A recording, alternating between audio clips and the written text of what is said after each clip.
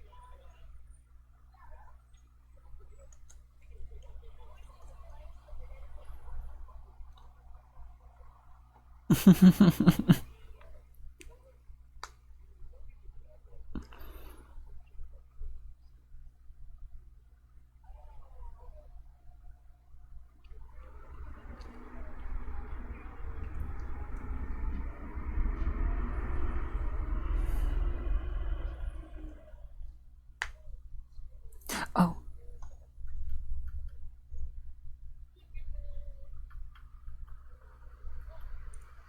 Giga Squid. Hi, Giga Squid. Hi, I love Squiddy. that name. Squiddy. Aid is here. Of course, Aid is here. Hello. Hello, Madbox. Madbox. Hi. Madbox. Mega Lo-Fi. Lo-fi. Jack is here. Hi, Jack. Nordic. Nordic Sweet Roll. I like that name. Okay. That's a Hi, very good everyone. name. That's my husband. Oh. Your husband has an incredible username. It's Pretty good. it's Elder, Jack is here. Elder Hi, Scrolls. Jack. Yes, Skyrim, that's what I I'm believe. saying. It's incredible.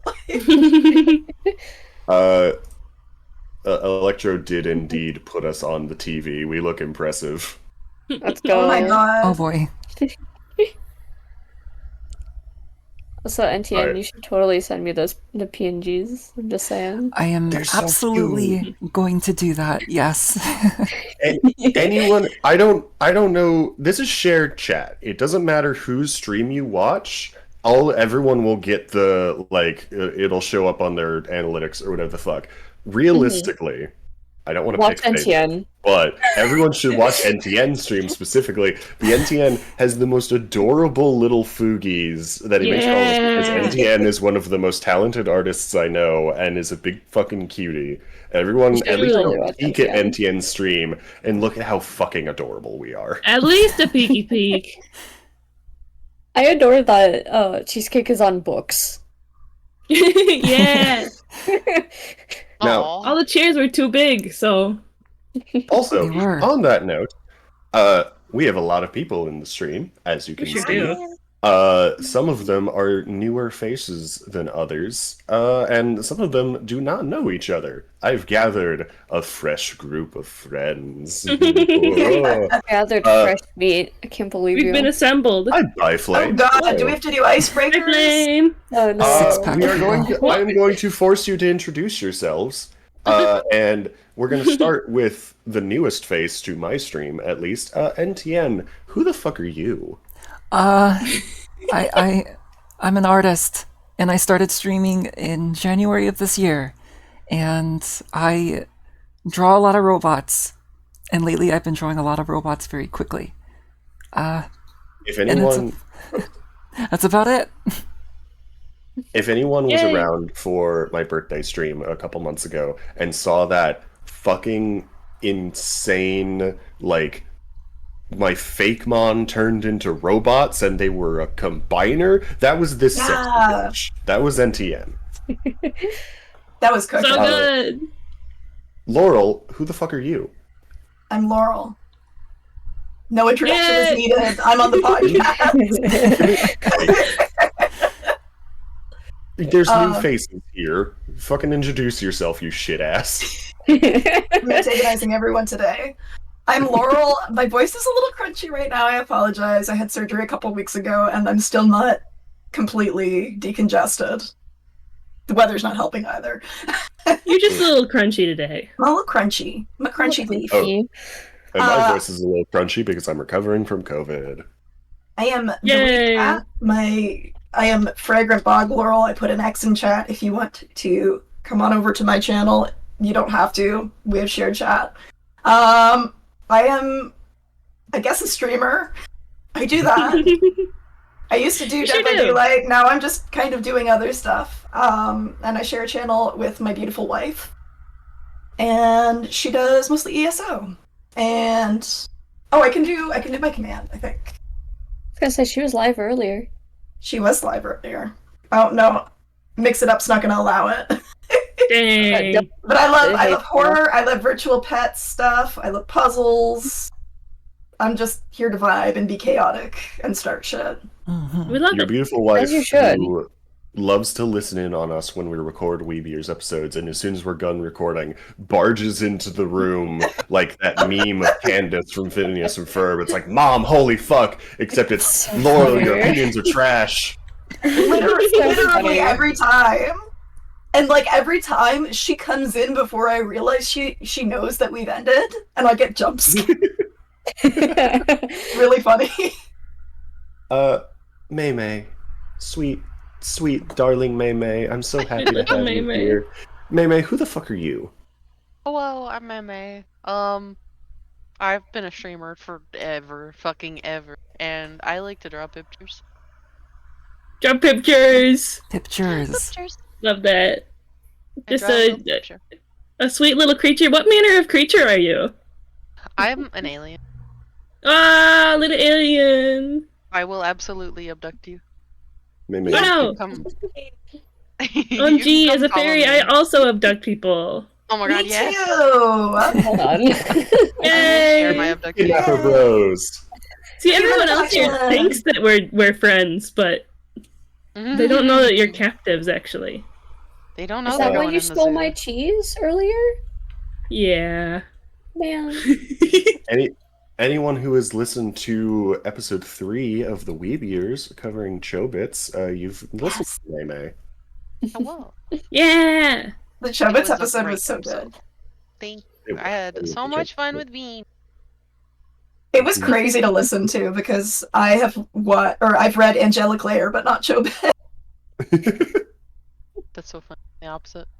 I I didn't was really know told you had to anything read it about first. Chobits before. What'd you say, Cheesecake? I didn't really know anything about Chobits before, so it was fun to learn. Really? I remember after you listened to the episode, you sent me a DM that was like, I didn't know anything about Chobits before listening to this. I don't think I'm gonna watch it now. Oh my god. Yeah, that's fair.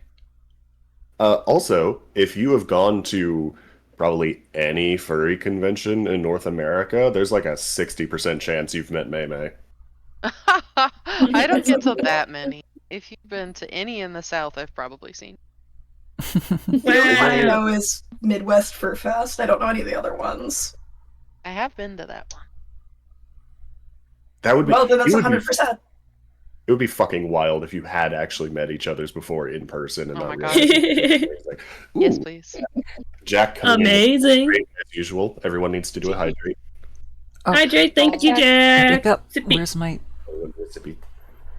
Where's my water bottle? Oh, Hi, Bach. Bach! Hi, Bach! Fuck. Hi, Bach! Bach? Okay, Ah. real quick, I need to tell a Bach story. So, Oh God. I love just like it's 2 a.m, everyone's asleep, I'm bored. I just go into the art tag on Twitch, sort lowest to most viewers, and just find random people to watch and find new streamers that way. This Sounds last awesome. week, 3 separate times, I have clicked on a random streamer I never knew before. I'm just talking in the chat for a little bit, and then Bach pops in and be like, "Hey, Beanie, Bach is fucking everywhere." I Fucking times in the last every single week. time I see It's this true. bitch everywhere. It doesn't even have to be art. I see this bitch whenever I'm like trying to look at Marvel Rifles, and I see him in the chat. He's literally fucking everywhere. Another Cheesecake, phantom. You are the most frequent flyer on my stream, but Cheesecake, who the fuck are Yeah. you? Hi, I'm Crystal Cheesecake. You can call me Cheesecake. I use they, them, or AMA pronouns. I'm a bunny fairy doll VTuber. Today we've got the PNG Tuber Plus on because we're gonna be muted most of the time, and I don't want my VTuber to be like freaking out. At least for we've got the episode running, so we can all hear it. I like to draw. I like to play video games. And I like making new friends. And I think Beanie is real neat. And I think the Weeb years is super duper neat. And I think Laurel is great too. And I think Pastel and May and Nentian are also really great. And everybody in chat is also great. And that's everything about me. Hey, Cheesecake, do you have an event coming up? Oh, yeah! Yeah. This weekend... forgets about their event. I just love my friends. This weekend, I'll have been streaming for 3 entire years. It'll be my 3-year stream anniversary. So I'm running a Donathon. It's probably, like, about the most planning I've ever done for any event ever. And it's probably going to be the biggest event I've ever done. And it's really, really exciting. So, yeah. I hope to see you all then. Kaylee. Oh, you know what? I'm a dumbass. I just realized I posted about this stream on the Weeb Years Blue Sky. Didn't think to re-skeet it on my own. So I'm going to do that real quick. Reskeet. All right. And Pastel, I don't think you've been on my stream before. I keep saying, like, on my stream because, like, that's what I'm looking at. We're doing shared chat right now. Technically, we're on each other's streams. But, Pastel, who the fuck are you? Hi, I am Pastel, also known as Papel. I do a lot of art. It's honestly mostly art here.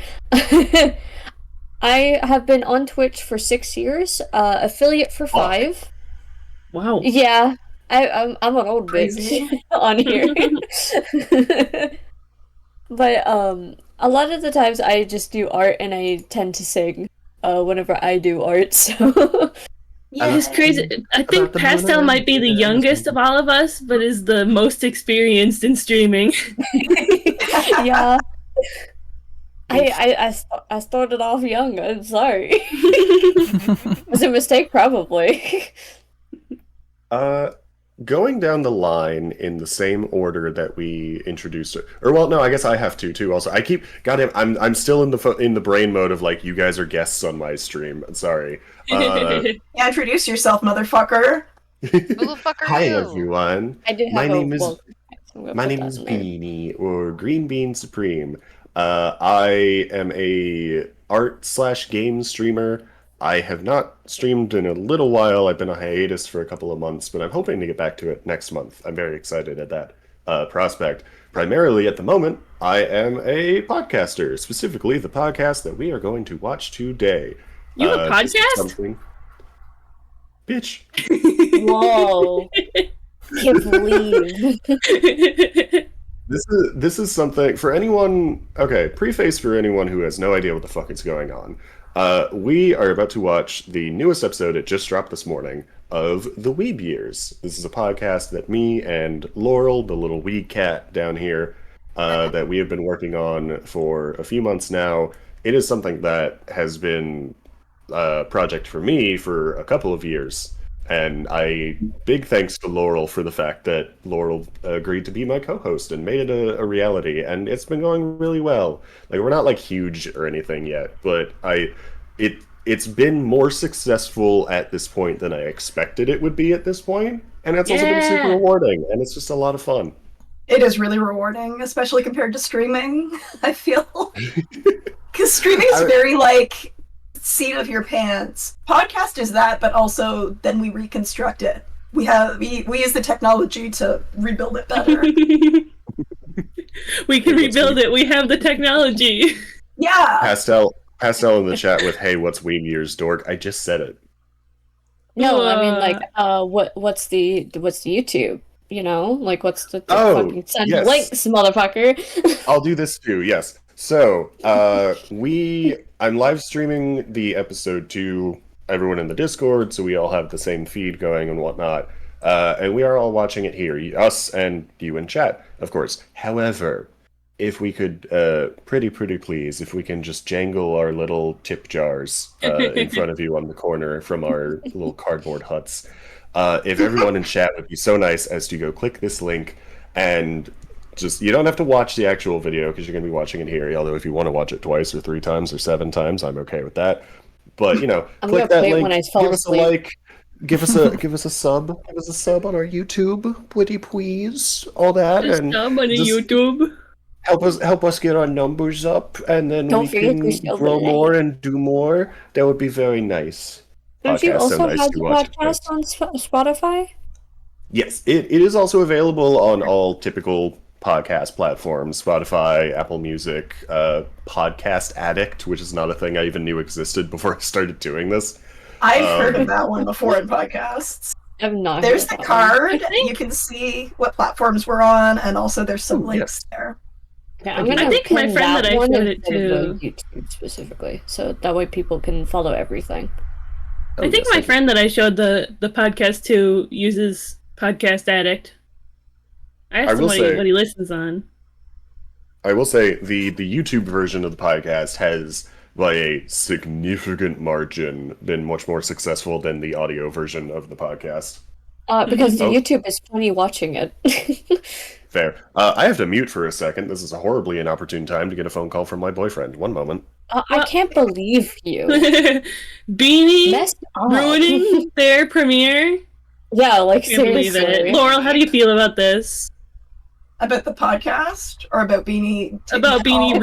ruining everything for you? It's all a disaster now. Oh no, it's perfect because now I get the full reign to say whatever the hell I want. Oh boy.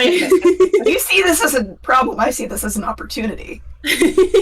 Absolute win. Boyfriend, I have one of those.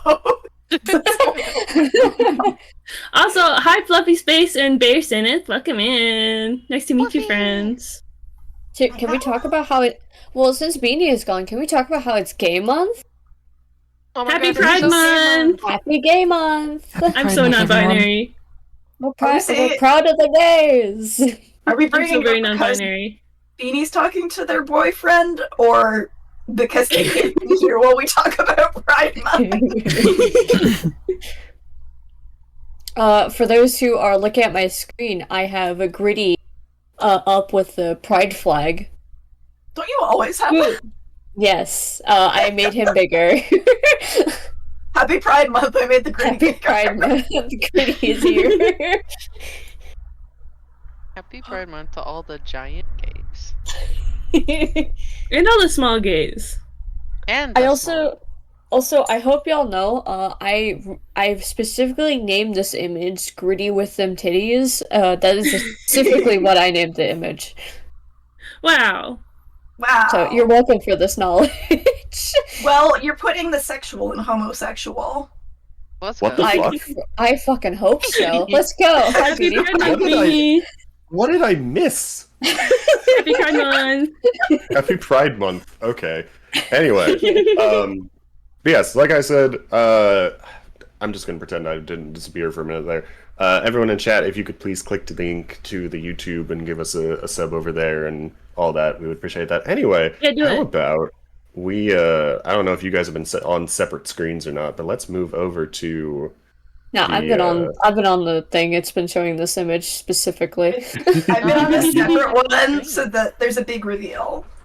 I didn't because my brain was just like, well, we're not gonna take too long. Yeah. John, are you ready for this? Beanie's been put Let's, on hold for the last 10 minutes.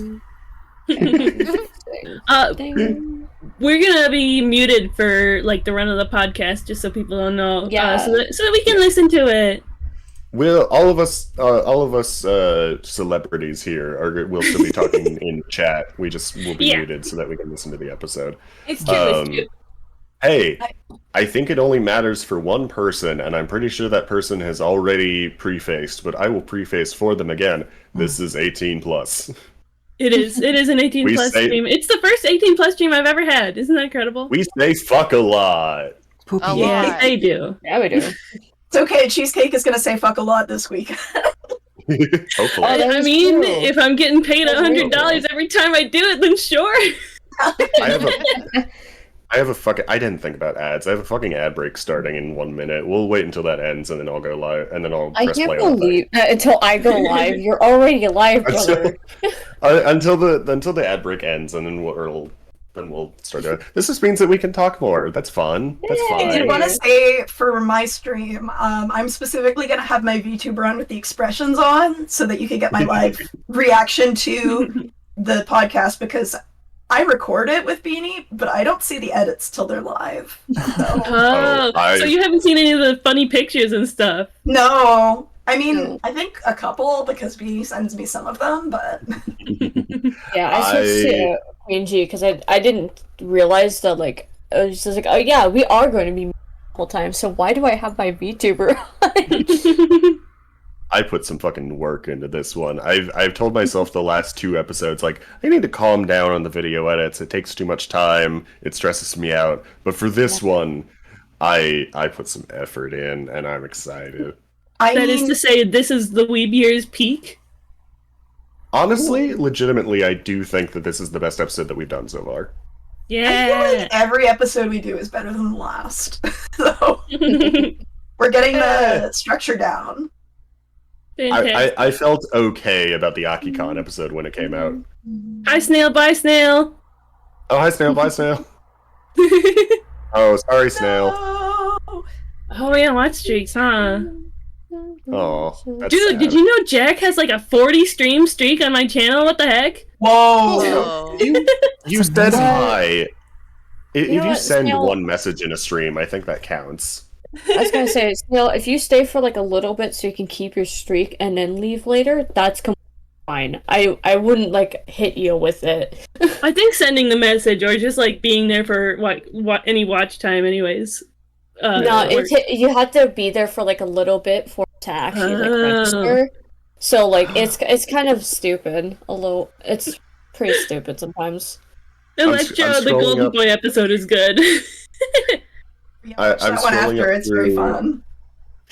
I'm scrolling up through the chat now because I missed some of it since I was on the phone with my boyfriend. Electro, watching intently. This is my partner's first Weeb Years watch/listen ever. I'm so excited.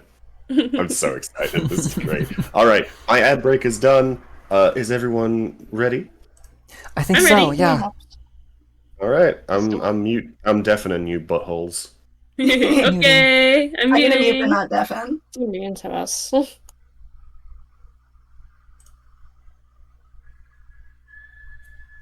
I can fucking find Discord. Hello. Hey, what's up? I need your help. Can you come over here? I can't. I'm buying clothes. All right. Well, hurry up and come over here. I can't find them. What do you mean you can't find them? I can't find them. There's only soup. What do you mean there's only soup? It means there's only soup. Well, then get out of the soup aisle. Alright, you don't have to shout at me.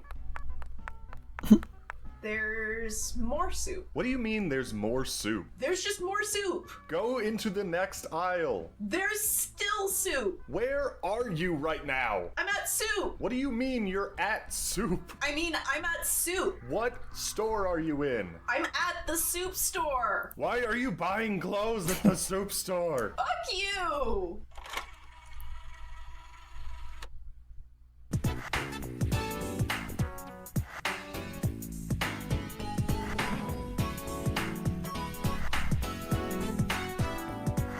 Okay, now that Laurel is back from soup, hello everyone, and welcome to the Weeb Years, a journey back to the Western anime boom of the 90s and 2000s. Real quick apology to the listeners, it is raining right now and there's a little bit of thunder. Sorry if you can hear that in the background, not much I can do about that. It's called ASMR. So, I guess it's pretty obvious what we're covering this week after that intro. Quite possibly. I wonder how much those old memes have kinda stuck around, you know? I'm at soup is still, I would say, pretty, like, prevalent in the internets. I think, well, I'm at soup, absolutely. I don't know if people still know what it's from, though. I feel like, so I used to run an anime club, and Mhm. Code Geass was one of those shows that would consistently show up in people's top fives. Like, I think it's still pretty highly considered, and I know when I was looking at my anime list, it's like number 25 on popularity or something crazy like that. Damn, really?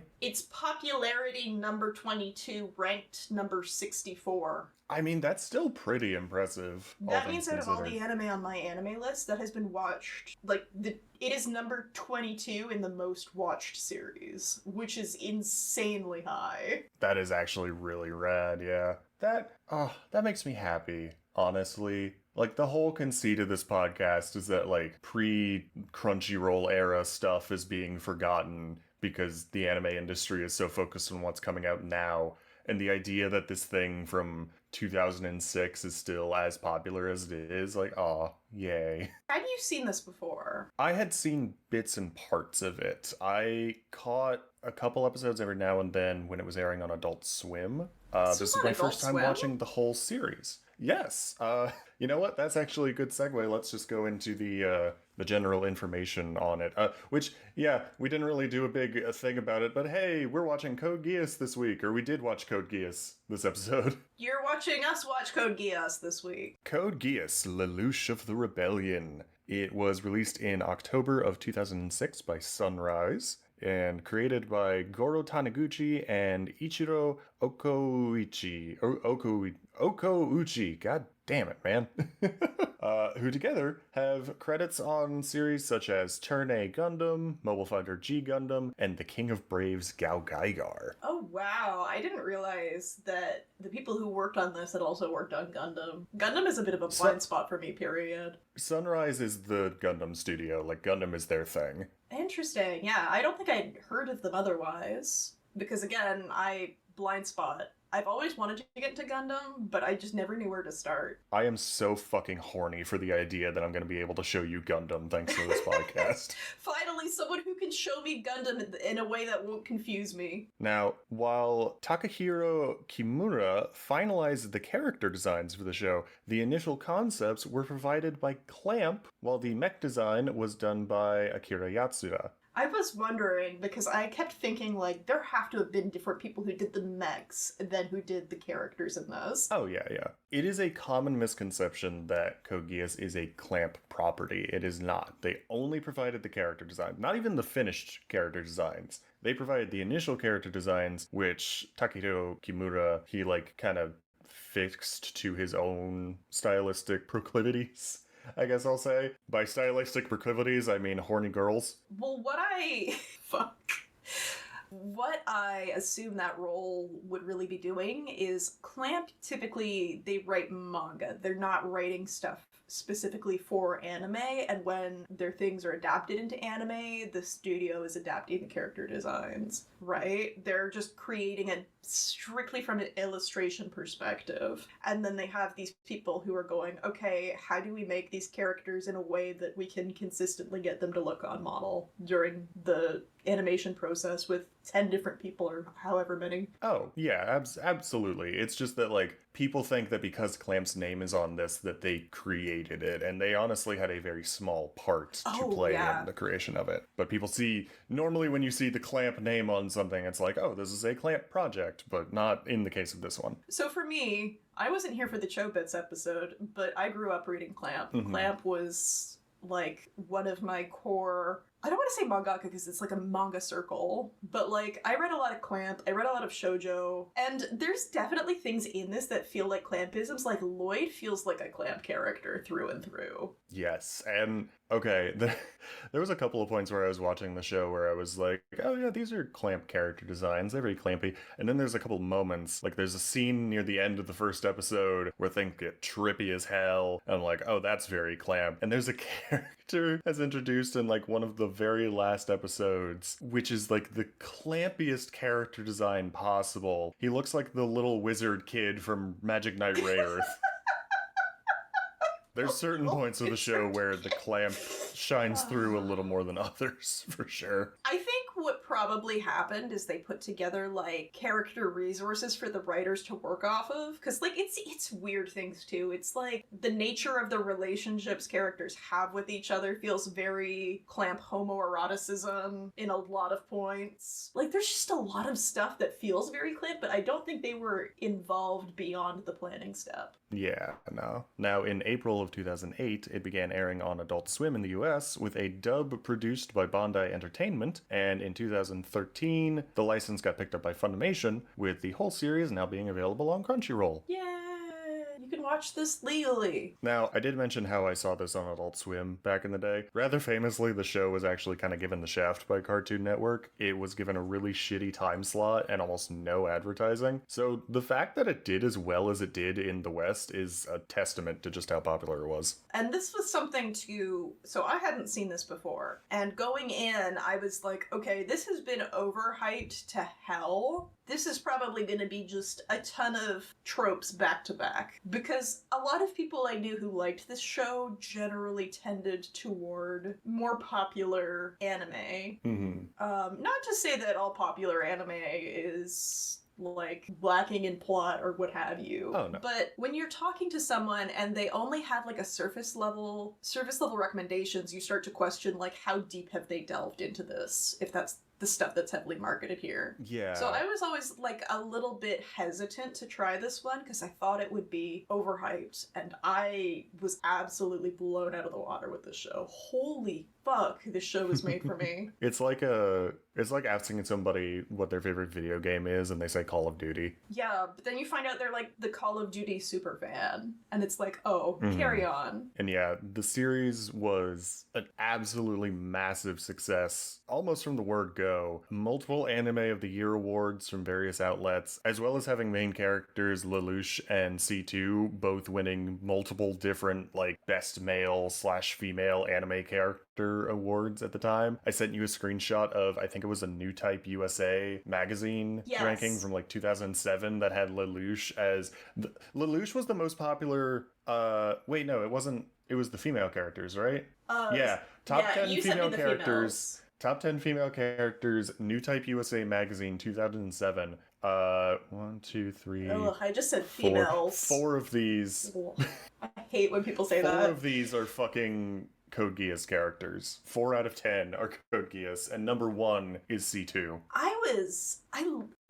The show has such compelling relationships between all the characters because never at any point do Lelouch and C2 feel like either one is like a romantic accessory to the other. They're both very much their own characters doing their own things. They just hang out a lot. Yeah. And I think that's way more compelling if there's a story like that where it doesn't feel like you're shoehorning all of the romance B-plots in. That's something I just really appreciated about this show, period, I think. Now, between 2017 and 2018, a 3-part compilation film series was released that, like, it largely retells the events of the original series, but enough details were changed that they're actually considered an alternate continuity, and there was even a later film titled Code Geass Lelouch of the Resurrection that expands on the new timeline. So they kind of compress and abridge down the original show into an easier to sit through, I guess, version, but they change enough of the story for quality's sake that it's like a whole new ending and it's a whole new sequel based off of that new version. That's crazy. I was gonna ask what the situation was with that like recent thing in the franchise, because I had thought it was like a sequel season. I didn't realize it was one of those fucking...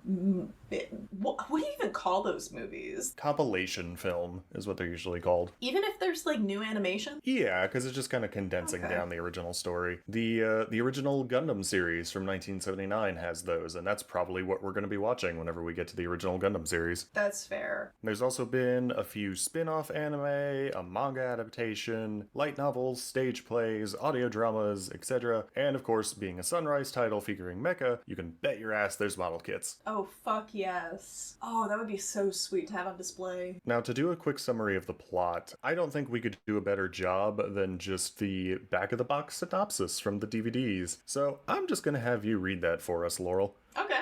On August 10th of the year 2010, the Holy Empire of Britannia began a campaign of conquest, its sights set on Japan. Operations were completed in 1 month thanks to Britannia's deployment of new mobile humanoid armor vehicles dubbed Nightmare Frames. That's spelled with a K, by the way. Japan's rights and identity were stripped away, the once proud nation now referred to as Area 11. Its citizens, 11s, are forced to scratch out a living while the Britannian aristocracy lives comfortably within their settlements. Pockets of resistance appear throughout Area 11, working towards independence for Japan. Lelouch, an exiled imperial prince of Britannia, posing as a student, finds himself in the heart of the ongoing conflict. Through a chance meeting with a mysterious girl named C2, Lelouch earns his Geass, the power of the king. Now endowed with absolute dominance over any person, Lelouch may finally realize his goal of bringing down Britannia from within. So a few things to cover on there. The biggest one, I think, being the Geass, and specifically what the Geass does, because the Geass is, especially for the story that is in this, the Geass is such a cool fucking power. It's just Gios from, like, Dungeons and Dragons, isn't it? Wait, is that a thing? Hang on, hang the fuck on. Gios with one S from Dungeons and Dragons. It's like a spell that allows you to command someone to do whatever you want. Oh my fucking god, I didn't know about this. What the fuck? Yeah, going into it, I was like, oh, it's Gios, like the spell, but with two S's and a capital G. Yeah, Gios 1S. You place a magical command on a creature that you can see within range, forcing it to carry out some service or refrain from some action or course of activity as you decide. What the fuck? Fun fact, my D&D character in my last campaign took Gios, but specifically because she had an item that allowed her to modify one letter in any spell's name to cast it as a different spell. So instead of casting Gios, she would cast geese. Anyway. I didn't realize that this was an actual word. I thought this was just some anime bullshit, but no. Gios, noun. In Irish folklore, an obligation or prohibition magically imposed on a person. That's cool. And it makes sense as a name among, like, all of the Arthurian shit. I mean, I guess it's more Celtic than English. I think it still works, like, aesthetically, yeah. There's a lot of, like, name theming the show. I don't know if you noticed that. Oh, absolutely. Oh, but yeah. So Gios, as it works in Code Geass, what he can do is that if he makes eye contact with someone, he can make them do absolutely any order that he tells them to do, straight up to, like, hey, kill yourself. Like, that's the very first thing he does, is he makes eye contact with this crowd of soldiers and is like, die, and they all just like, yes sir, and shoot themselves in their head. It's a very impactful first scene, but the fun little, like, drawback to it, I guess not drawback, but, like, caveat, is that he can only use it on each individual person once. So if he uses it on one person to be like, hey, go pick up that box for me, later on he can't look at the same person and be like, hey, stab that dude for me. Yeah, that's a really good way of limiting the power to a way where, A, it's not so overpowered that it's not enjoyable to watch the conflict play out, and then B, it sets up for some later plot developments. Also, it's just very fun in the, like, strategy way of things. Like, this is simultaneously a very common way to talk about this show, and a lot of people think that it's a very bad way to talk about the show. I'm on the camp where I think it does kind of work. Like, if you're just trying to, like, pitch it to somebody, I think it's fine to say it this way. Code Geass is very, like, Death Note meets Gundam, and the Death Note part shines through in the, like, strategic mind battle end of things. Is that controversial to say? I feel like tonally it's very similar to Death Note. I think it's very similar. I saw a lot of people being online being like, oh, that's too reductive, it's too simplistic, you shouldn't say that. I think that, like, the way that I would have described the show is if Ellen Light had a baby and that baby was illustrated by Clan. And also robots. Which, yeah, real quick, the nightmare frames are fantastic mech design. I love the way that the cockpits are, like, in the back, because that's a thing with a lot of mech design. Like, this is a thing in Gundam. I'm not going to say it's a bad thing, but this is the thing in a lot of the mech design, where when you try and actually think about, okay, someone needs to be inside the mech, the cockpit is usually going to be in the chest, but you have to have all the other electronics in the chest, so, like, how big does the thing have to be to fit a person in it? And then you end up always having mechas that are, like, fucking 50 feet tall. I like how, with the nightmares, the cockpit is kind of like a separate part that's in the back of the robot, and so it allows them to be a lot more smaller and compact, which makes for much more interesting fight scenes and, like, scenarios to put them in, because they're, like, the size of, like, large construction equipment and not a Gundam. Yeah, and you know what else is I think it thematically really works? Because we consistently are seeing, like, power packs and people going in and out of the mechs to look almost like loading a gun, which highlights that these are military weapons and not, like, self-sentient robots. Because there's some variety in terms of mechs. That is a really good thing to point out. I like that a lot, yeah. I don't know if that was intentional. I love the way, I guarantee it was. I also love the way that they, like, skate around instead of walking and running. It makes really good action scenes. I like when they, like, shoot towards the camera, like how Lancelot does in the opening. Oh, God, the Lancelot is such good design. I need a model kit of the Lancelot so badly. It's so fucking sweet. Oh, and speaking of those really good shots of the Lancelot, like, going towards the camera, real quick, love the opening. Colors by Flow is one of the most iconic OPs of the 2000s, and I will hear no arguments to that statement. The song slaps, and there's some really great shots in it, especially of Suzaku launching the Lancelot towards the camera as the music drops. It's really cool. I like the first opening. I didn't like the second opening as much. No, the second and third openings are bad, but the first opening is rad. Yeah, the first opening is rad. And honestly, I like the visuals for the second opening. It's just like, I was wondering while I was watching it too, like, what happens if you're making an anime and you've got these two openings and one is worse than the other? Do you still put it out, or do you choose to just keep going with that first opening? Like, do you think that was a decision they had to make, or do you think that was something that was, like, in the contract? I do wonder, I wonder if part of the reason they switch songs is because maybe they have a certain expiring license on the song, and that's why they can only use it for so many episodes. Or they got funding from like a manager or Sony Music or Pony Canyon or what have you, and they're obligated to use that song because it's part of a contract. Like, I don't know enough about how the industry works to say, but I could totally see that being a thing. Yeah, I have no idea either. Real quick, something I want to just touch on and get it over with. We mentioned in the synopsis how when the Japanese people were taken over by Britannia, they were renamed into 11s, like Japan was renamed to Area 11, and the Japanese people are called 11s. Apparently, at some point, internet racists on 4chan and such started adopting the term 11s as an actual slur to use against Japanese people. Oh, humanity. Not a pleasant thing to mention, but I did feel like it was necessary. Yeah, I'm gonna be on the lookout for that now. I do wonder how prevalent that still is. I feel like that was probably more of a, like, even with Code Geass still being popular today, I have to imagine that has probably gone out of style. I don't know. I just imagine some Redditor listening to the episode is like, yeah, we have much better slurs now. That one's just so outdated. Opens trench coat. Look at all these slurs I got here for sale, kid. So let's go ahead and jump into a couple of the main characters real quick and get them out of the way, with, starting first, of course, Lelouch. Lelouch, how early do we learn about his backstory? I'm trying to remember, but I started this so long ago. It's teased a bit in the first couple episodes. I don't think it's till like episode 3 or 4 that you get like the whole story so much. But basically, he's one of the many children of the Emperor of Britannia. Did they call him a king or an emperor? I think it's emperor. Pretty sure it's emperor. Regardless, he's one of the emperor's many, many children. When Lelouch was a young kid, his mom got killed and his sister was put in a wheelchair and made blind, and ever since then they had to go into hiding by living with this other like noble family. I find it very weird that he changed his name but only his last name, but he's trying to be in hiding. I assume that it just has to be a common given name in the setting. That's the assumption I made, because everyone in this show has fucking crazy like last name names. Fucking Jeremiah Gottwald. Or you have like Diethard and don't. like Darlton. Every time they said that man's name, it made me cringe a little bit. I just am trying to say it in the German way that it would be, because it's a German name. Diethard. Yeah, the way it's spelled and not the way they say it in the show. Yeah. When they're constantly like, oh yeah, Diethard. It's very unfortunate. They really emphasized that last half. I thought they just called him a slur.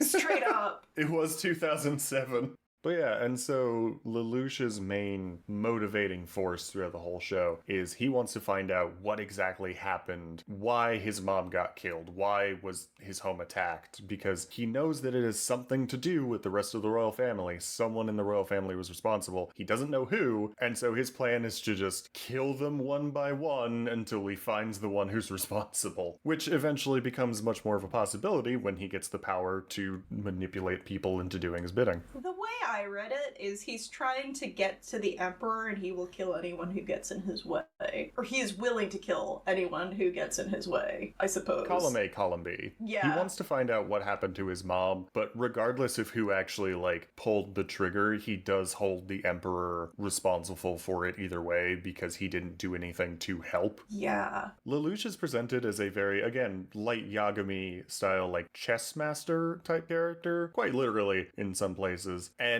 okay, sometimes the way that they write him is a bit overdramatic and silly, but most of the time it's either like actually very cool, like the mind games that he plays work out in a way where you're like, oh, that's rad, or it's so fucking stupid that it loops all the way around to being cool again. You're like, oh, that's so dumb. I love it. Yeah, I don't know, because even when he's acting over the top, when you're trying to amass followers, you're just trying to be charismatic. And if people are endeared to him, that's a form of being charismatic and people sympathizing with you, you know? So even when shit was like that, I was like, oh, this makes a lot of sense from like a leadership perspective. Like if you're looking at this like he's forming a cult. You are not wrong. I'm not really even talking about his performances. I'm talking more about just how some of his plans end up working out and how contrived some of them have to be to actually exist and happen. But you are also correct. Yes, the drama, he is purposefully a drama queen and it works quite well, honestly. It works really well, yeah. I think what you're describing though is still like a character trait and a flaw of his that just makes him feel more believable as a character. Everything in this show feels very intentional to me. I'm thinking more from just a writing standpoint. Like there's some, I won't get into it because of spoilers, but there are some moments where if you think about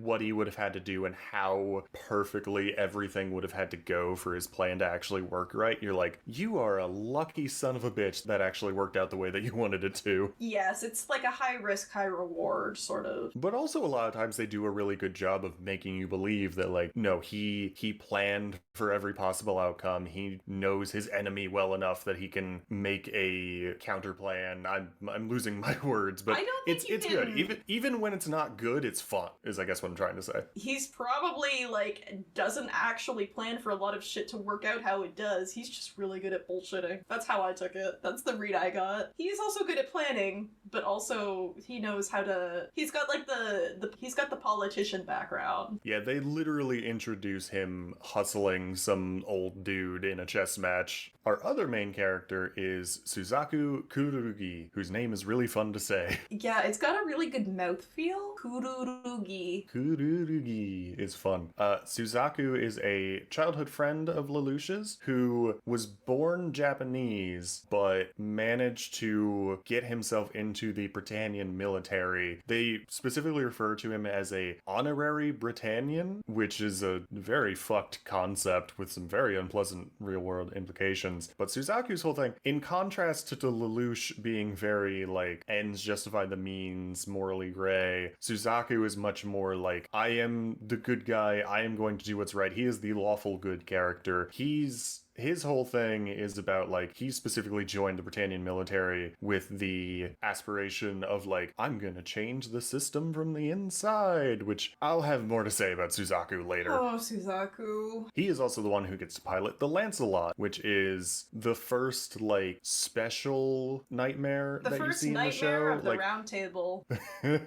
Yeah, initially, all of the nightmares are just very, like, basic military grunt suits. The Lancelot is the first one where you're like, oh, this is a very custom job, and it's really cool. Like, it's got the double swords and skates around. Okay, another thing I forgot to mention about how much I love the Lancelot, not the Lancelots, about how much I love the nightmares and how good of mech design they are. It's so unique that so many of them have the main weapon of, like a weaponized grappling hook? It's rad. I guess they do. A lot of them just have guns. Oh yeah, they also have guns, but a lot of the fighting in the nightmares is like they launch these dual grappling hooks out of the chest portion of the nightmare to try and like strike at things or to like swing around through the buildings. It's the action scenes in the show are really kinetic and fun to watch. Dude, how cool would a Code Geass themed claw machine with a fucking neck as the claw be? I know there's at least a couple of Code Geass video games, but as far as I'm aware, the only ones I've seen are like visual novels. I would love like a hack and slash kind of video game where you can just pilot a nightmare and fuck around. I do want us to touch on Suzaku a lot more later, but is there any like basic things that you have to say about him here, or do you want to wait to touch on him later when we get back to him? I wanted to touch on the fact that I can't think of many other properties where the antagonistic force that is driving a lot of the action is lawful good or adjacent to very like clear-cut heroic lawful character. That's another Death Note comparison. Like, okay, Death Note, Light Yagami is the villain. He is the protagonist, but he is the objective villain. Code Geass, Lelouch does a lot of fucked up shit. He's much closer to anti-hero levels of things than he is full villain. But it is another case where, like, just because it is the antagonist doesn't mean they are the villain. Also, is Lelouch a villain or is he an anti-villain? No, I said Lelouch was an anti-hero. He could be an anti-villain, though, if you're considering him to be an anti-villain to the Britannian royals. I suppose so. There's yeah. there's a few ways you could read it. I think in this case it makes most sense to look at it like protagonist and antagonist, but we could definitely play with hero theming through it as well. I also want to make something very clear real quick because I realized I just said that the antagonists of this show are not actually the villains. I'm just talking about Suzaku. The main antagonist force of this show is a horribly racist fascist government partaking in genocide. They are the bad guys. Yeah. Let me make that very clear. I do think that the Britannians are the bad guys. I think that trying to reduce this show to good and bad is over reductive, because I think this is very much a show that shows that people have capacity for good and also capacity for evil, and different like, all of the characters undoubtedly do some fucked up shit at one point or another. And I love that. Oh yeah, that is one of the strongest points of cold. Oh no, the Geass is cold. I need to put it in the oven. Cracking open a cold Geass with the boys. That is one of the strongest points of Code Geass as a whole, is how it touches on that gray morality type of thing, ends justifying the means, blah blah blah. The show is so well written. I love it. And if you couldn't tell already, it's very political. It's very political. It's very psychological. Okay. It's like fantasy politics stuff. No. Doing another comparison again, thinking about like Gundam and whatnot, there's a Gundam series called Mobile Suit Gundam Witch from Mercury. I love Witch from Mercury. It's really good. It has some flaws. And one of the flaws that it has, because this is a thing in like most major Gundam shows, is Gundam is very like, you've seen that popular meme of the bullet going over someone's head that says war is bad, and they're just looking and they're like, oh, cool robot. That is very Gundam. Gundam is always about like politics and the dangers of war and blah blah blah. This is why I've always wanted to get into it, because I fucking love fictional politics. The thing is, if I'm being objective, some Gundam series are better at the politics part than others. Which from Mercury, as much as I love it, it got to a certain point in the show where anytime they would be talking about like the corporate espionage politics part of it, my eyes would just kind of glaze over because they didn't really do a good job of making it engaging and making it easy to follow. There's a couple of points in Code Geass where I felt like I sort of lost track of what was happening. Not enough that it like took me out of the show. There's one or two points where it's like, that's a whole lot of names you just listed off. I'm not going to remember them, but it's okay. Yeah. So after we get that initial backstory thing about like the Britannian invasion of Japan and turning it into Area 11 and whatnot, in the first episode, we get introduced to Lelouch and some of his friends from the student council and such like that. And on his way home from school, at least I think it's on his way home from school, there's this Britannian military transport truck that gets attacked by some terrorists and derailed. Lelouch goes to investigate and like potentially help if anyone's injured or anything like that. And a couple of hijinks ensue, I guess we could say. Not really hijinks, more like horrible atrocities of man happen. And Lelouch is introduced to C2, who is our third main character of the show, arguably. She doesn't actually show up a whole lot, at least not until the second half. The first half, she's barely in it. But I would definitely call her a main character. I think she's there. She's just at Lelouch's house. I just mean she doesn't get as much screen time. Yeah, that makes sense. I mean, even towards the end, you only kind of see her in scenes alone with Lelouch. Yeah. She doesn't really there interact. is a narrative reason for that. She doesn't really interact with many other characters throughout. Yeah. But C2, which I hate the way her name is spelled. It's spelled CC, like just like initials CC. I was writing it in my notes as like letter C number 2 for like the first half of the show until I found out it was spelled a different way, and I was like, that's fucking stupid. I just kept writing it like C-2 because if I just wrote CC, I would be fucking myself over. But yeah, C2 is the one who gives Lelouch the Geass power, and who she is and what she can do is a whole big mystery of the plot, which even by the end of season 1 isn't fully answered. We're gonna have to wait till season 2 for the full thing. I won't get into my theories on what she is or what she was, partly because it's spoilers and partly because I don't want to be proven super wrong and look like an idiot by the time we cover season 2. I mean,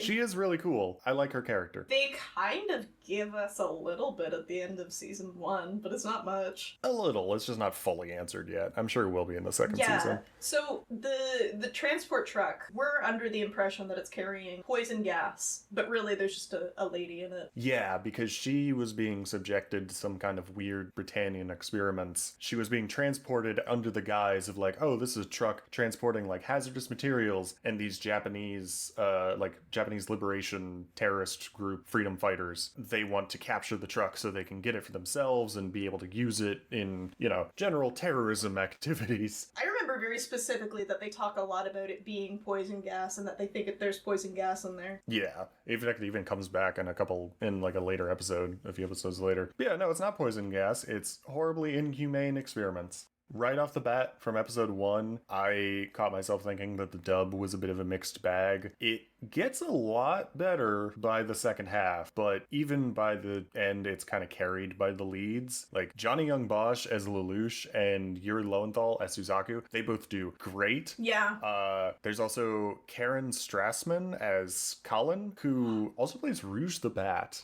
I didn't catch that when listening to her, but I thought that was neat.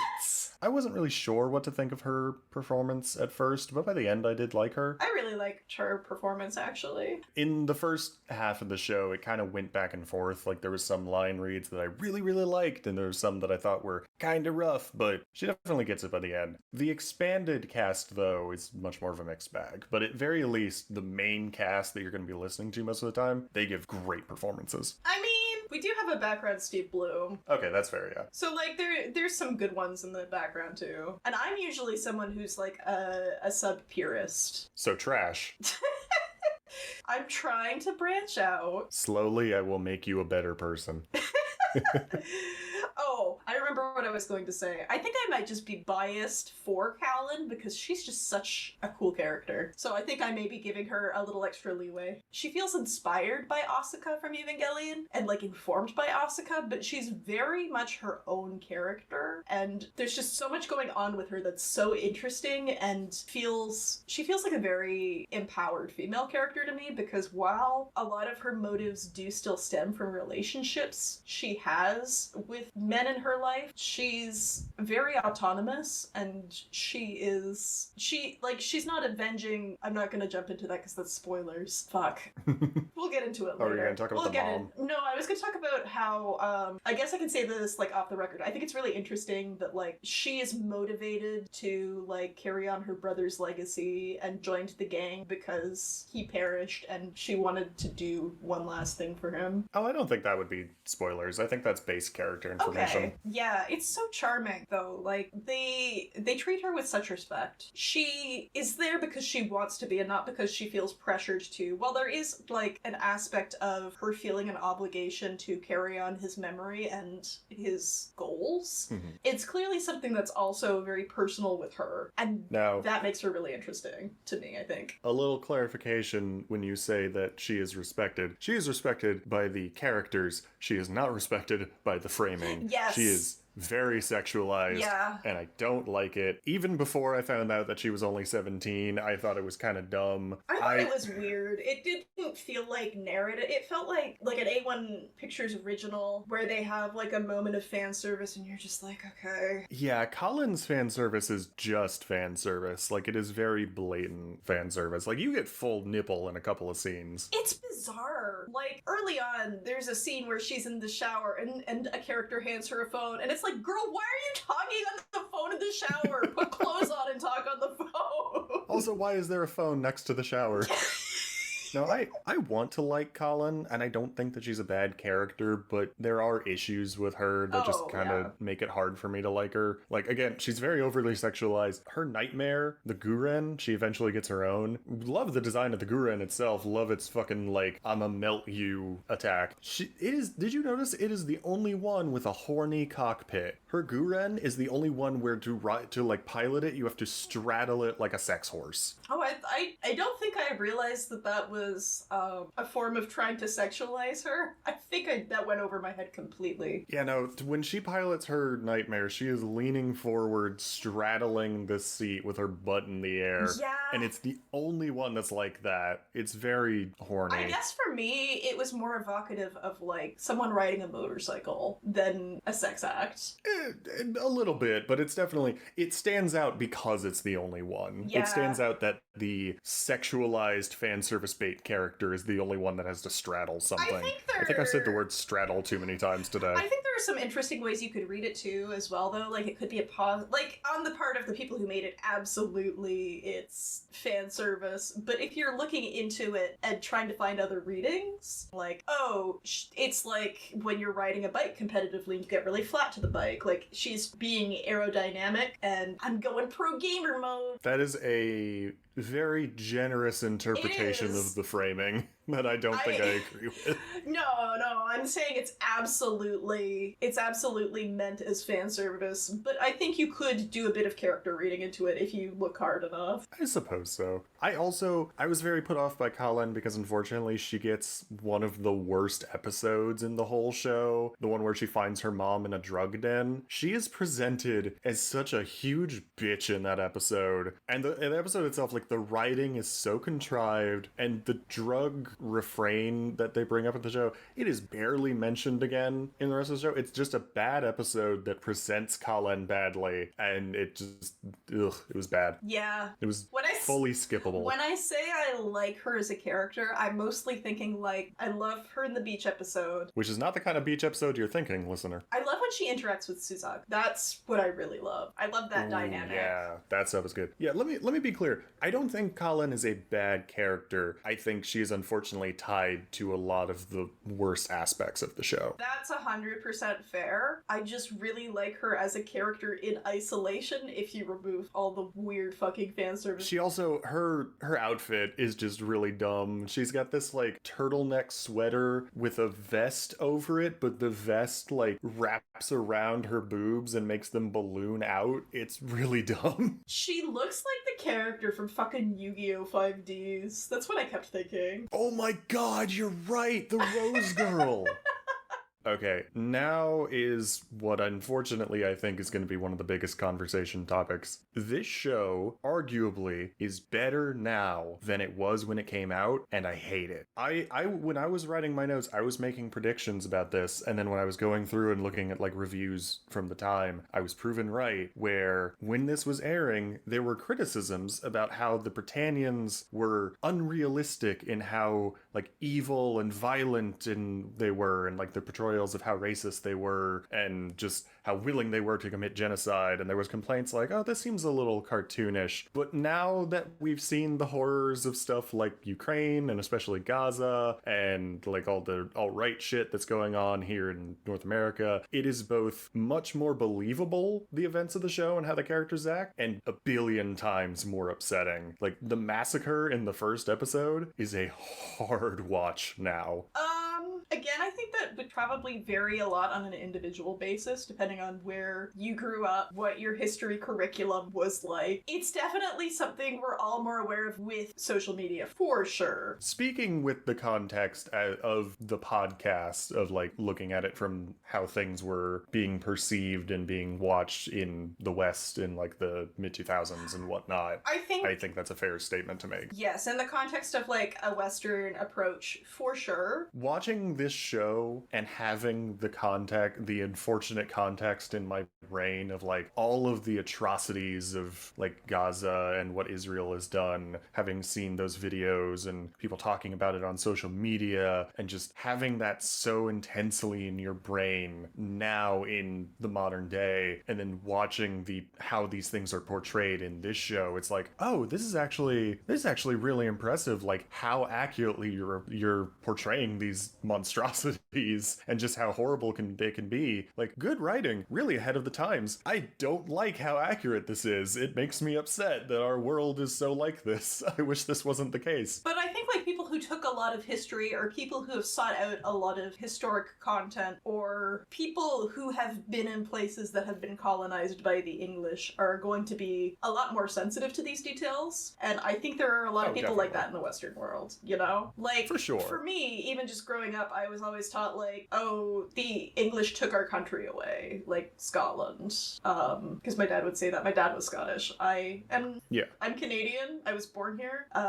But my dad was born in Scotland. And, like, my family would always be talking about, like, we need to make sure that we vote on the referendum so that we can finally be free from England again, because they've been oppressing us for hundreds of years. So, like, that kind of stuff to me, like, it felt very believable. And, like, I have some close friends who are from other places. Like, I know I have one friend who is, their background is Filipino, and I know they've expressed similar sentiments about, like, Western colonization has impacted the Philippines and stuff like that. Mm-hmm. So, like, I think some people are definitely primed for it, and I think if you're someone who likes history and seeks that out, you're gonna have some concept of that, because this kind of thing, while it's more easily accessible now, it's always been happening if you are able to seek it out, if you're in a place that doesn't have censorship against it, if you're in a place that has resources. And also just the advent of social media now making it easier to find these things and know about this stuff. The point that I'm trying to make is just that I think that the way that they tackle these topics was really ahead of its time, and I just wish it wasn't, because of what that means for our world today and the kind of world that we're going through. This is in no way, like, this is pure praise for the show, pure condemnation for the realities of the world. But again, I don't think that there's more bad now than there was before. This is maybe an optimistic perspective. It's just that information is so accessible now. 100% what you were saying, though. And continuing on that topic, so much of this show has some masterful writing, especially when it comes to portraying, like, the racism of the Britannians towards the Japanese. Like, the first episode has a line. I love this line. I wrote it down in my notes when I was watching. I love this part. The first episode has this line where Prince Clovis is making a public speech, and at one point he says, "To all my imperial subjects, including, of course, the many cooperative 11s who choose to serve the Empire of Britannia." That is such a amazingly written line. That is such a great line to set, like, the tone of the scenario. That's such a great line to tell you what kind of character this doucher is. It's such a great, like, realistic way that something like that would happen. Like, yeah, if you've got some kind of, like, government or nation that is subjecting another country or, like, a smaller nation to their rule, that is absolutely how they would talk. And it's great. I wish it wasn't, but it's great. I love it. That was such a good line. In the first episode, we also have that absolute motherfucker of a general who is horrid. I was just like, oh boy, we've got straight up colonial racism. And he's another great example of what I mentioned before about, like, when this first came out, and, like, especially when it first started, like, coming to the States, there was a lot of criticisms like, oh, this is cartoonish levels of villainy. But we know now that, nope, some people are just like this. I feel like even just, like, growing up learning about, like, shit that happened in World War II, though, like, how can people not see that humans have this capacity for evil and war crimes? There's a difference between capacity for evil and how evil you actually are as a person. This gets into a whole conversation of, like, oh, they were just following orders, which I don't want to have, but it's a difference between, like, how much are you enjoying the horrible act that you're committing, I think is what people were talking about when they're saying, like, oh, this is cartoonish. Sure, but something you'll notice is that in a lot of those scenes where there's really heinous shit happening, it's because it's all Britannians. There are not any Japanese citizens in that scene. Like, that scene with the general, he's just talking to Britannian soldiers. But versus, like, the scene with Clovis, where he is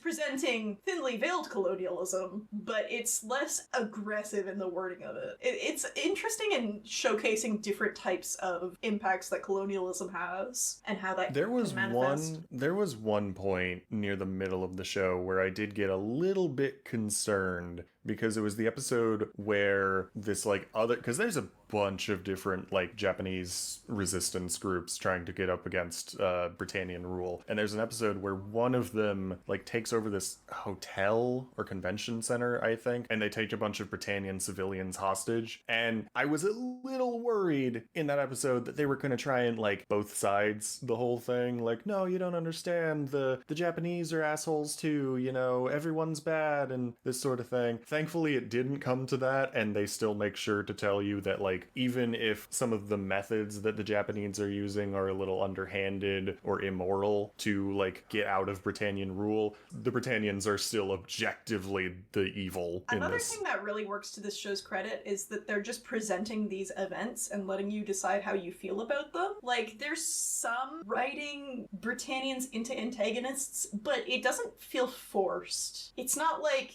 a show where the protagonist has a rival and you don't quite understand where that relationship is coming from. Like, everything is very rounded, and all of the characters are very human in interesting ways. And, like, while the general gist of the show is colonialism bad, colonialism antagonism, like, there's so many times where we see, like, Lelouch doing absolutely heinous shit that there's no way to really come back from. And a big part of that also comes from the fact of what Lelouch's true goals are, because, so, something we actually, I can't believe we didn't do this, but something that we actually forgot to mention is that Lelouch takes on this alternate persona of a revolutionary named Zero with, like, this cool, like, helmet and shit, and that's how he's, like, he's leading this double life of, I'm a normal teenager, but also I lead a terrorist cell trying to fight against unjust rule. I can't believe we forgot to mention that until this point. Sorry. But a big part of what you're saying also feeds into what his true intentions are, because while as Zero and being the leader of what eventually becomes the Black Knights, he is presenting it as like, we will not let the strong bully the weak, and, you know, we're fighting against the Britannian rule. In reality, his true intentions are,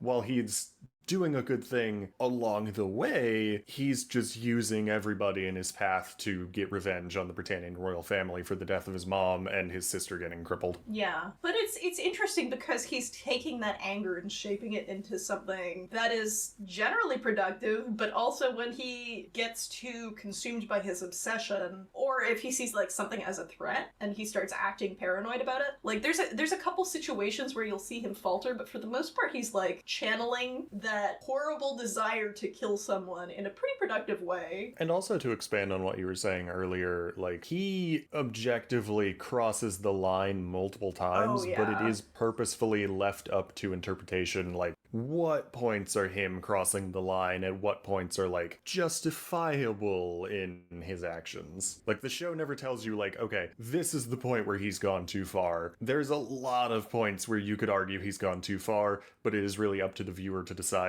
which of those are where he crosses the line. Where do you think you fall? I think I skew pretty far into Lelouch apologism. Okay.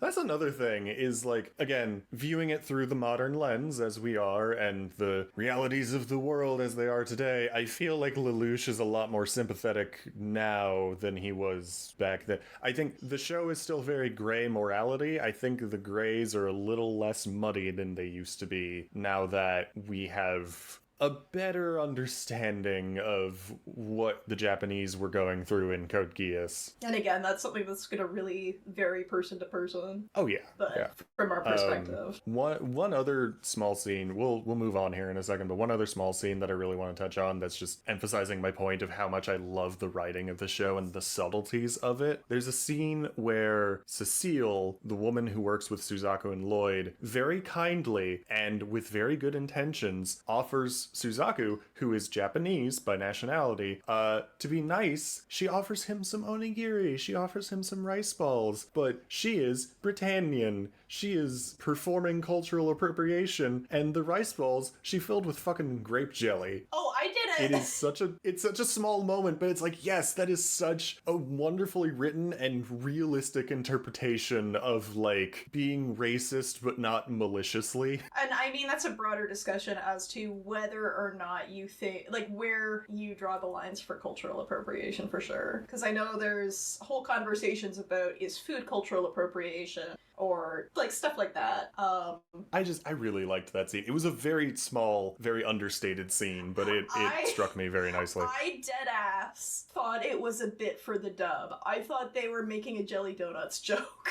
Oh, like the Pokemon dub? Yeah. Because I was like... Oh, now I'm curious, actually. Now I'm curious. Because I was like, wait, jelly?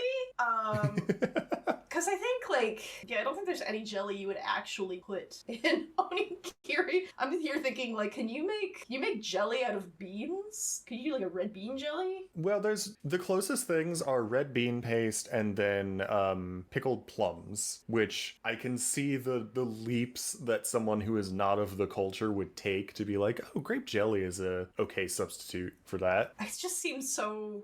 I can't take it seriously. I can't believe someone would seriously do that. Why the fuck would you put jelly in rice? Okay, but then you also have, like, even today, you have videos on YouTube of white women making ramen from scratch, and they're like, oh, here's my favorite ramen recipe that I learned from my sensei down at the rec center, and she uses fucking, like, spaghetti noodles or some shit. Another good continuation of this topic, I do not like Suzaku. This is another thing where, at the time, I can see him landing a lot better, but today, like, the context of the modern age, the horrors that we have seen both abroad and in North America, even with just, like, Black Lives Matter and police brutality and all that stuff that has become much more, like, in the public conscious, Suzaku and his whole, like, oh, I gotta follow the rules. I gotta do this the right way. Freedom has to come the right way is an actual line that he says. And I cannot endear myself to him. Dude, because he's such a narc. He is, but also the whole time I was watching, I was like, oh man, I can't wait till his earth shatters before his eyes. Oh. Which I don't think really has happened yet. Maybe in season 2 it will. I think a couple times. He made some concessions. Somewhat, but he's still, from beginning to end, at least of season 1, he's got the, like, he even says it multiple times, where his goal is, I'm going to change the system from the inside. Yeah. And unfortunately, we know that doesn't work. I think... And because of that, it's really hard for me to enjoy Suzaku's character. I think saying it doesn't work is reductive. I think saying it doesn't work on an international conflict scale or a national scale is fair. Like, someone someone working at a company and being like, I'm going to change processes from the inside, I think it's feasible. I think that in this context and on this scale, it absolutely is not happening. No, I'm not talking about like a business or something. I'm talking about like those people who are like, oh, there's good cops. There's good cops who are trying to change things for the better from the inside. Like, no, we know that's not how that works, and that's not how this would work. I think Suzaku's character was much more effective before, fucking 2019 or whatever. I don't know. Like, Suzaku, I think, is still nuanced enough to be interesting, and he has a lot of potential for character growth. I don't think he's a bad character, and I don't think someone is wrong for liking him. I just personally... He just rubs you the wrong way. Very hard for me to... Yeah, it was really... Because unfortunately, I know people like this, living in the Midwestern United States. I know people who are like this, where it's like, yeah, the government may be doing bad things, but you still gotta follow the law. Like, shut the fuck up. All of the best Suzaku scenes are the ones where he doesn't talk and he's just piloting the Lancelot really cool. Oh, I really like when he's presented with difficult questions and you get to just watch him, like, his life flash before his eyes. Yeah, I don't like those moments because he always uses the wrong bullshit answer where he's just a little bootlicker narc. I think it's also really interesting. I find him really interesting because he's really willfully ignorant, which is really interesting for a character of this type. Like, from an outside perspective, when you see this type of, like, lawful good character, you typically assume that they're, like, someone who has not faced adversity. Suzaku is someone who has faced adversity and chose the easy way out, rather than actually dealing with his shit going on. And that is fascinating to me. Yeah, because that's another thing that you gotta be reminded of, is that, like, Suzaku is Japanese. Yeah. I think it would be so much easier to understand his character motivations and the way he thinks if he was, I hate that I'm gonna say this, but if he was the good white, you know, like he's like, oh, our government is bad and they're oppressing people and we need to do better. Gotta follow the rules, but I want us to do better. That'd be different. But the fact that he is actively a member of the oppressed class and is still, like, has this mindset, like, It's look, tragic. I'm white. I'm white. I'm born male. I am very masculine presenting. I'm not gonna pretend that I have it very hard, but I am queer, so I do know at least a little bit about, like, I'm queer in Midwestern Missouri. I have been, like, jumped and attacked in public before for being gay. I know at least a little bit about what oppression is like. I'm not claiming I'm, like, the king of oppression or something. Sure, what you're saying is that What the fuck does that mean? you are a part of a marginalized community, so you can extrapolate and infer how it feels to be oppressed, even though it's Yeah, not a like, one-to-one. And just seeing this guy who is of an oppressed community, who is of an oppressed minority, and like a major one at that, and seeing him take the path that he takes and, like, having the mindset that he does, it feels gross. He's, like, doing some hardcore, like, gaslighting himself to, like, feel certain ways and believe things happened in certain ways. He's just... that's how I see him. I see him as very much being in denial and, like, creating these very specific scenarios and retellings of how events went so that he can keep himself functioning, you know? Yeah. It feels very much like a coping mechanism, and a very unhealthy coping mechanism. I really hope that he gets better in season 2. I find him... I don't think I would change anything about him, personally. I really like Suzaku. I don't like him as a person. I just think he is perfect as, like, a foil to Lelouch. I love that Lelouch is a Britannian fighting for Japan, and Suzaku is a former Japanese citizen fighting for Britannia. It's such an interesting parallel, and it comes up so much, and I feel like the show consistently subverts your expectations. Mm-hmm. Now, Suzaku, I ended up disliking him a lot more than I thought. A character I ended up liking way more than I thought I would, and related to Suzaku, I actually really liked Princess Euphemia. Me too, except my wife kept saying that she's literally me every time she appeared. And it makes me feel, like, conceited to say, oh, I like her, when the whole time someone was like, yeah, that's you, bitch. I really liked her. She really grew on me, and she gets, like, a couple of the most emotional and impactful scenes of the whole show. Jesus Christ, like, Euphemia. Oh boy. Oh. There's, like, her scenes and the way that the show, like, puts on the drama and tries to make you emotional. Holy shit, it works. Euphemia is a very effective Euphemia is a better Suzaku. No, I disagree.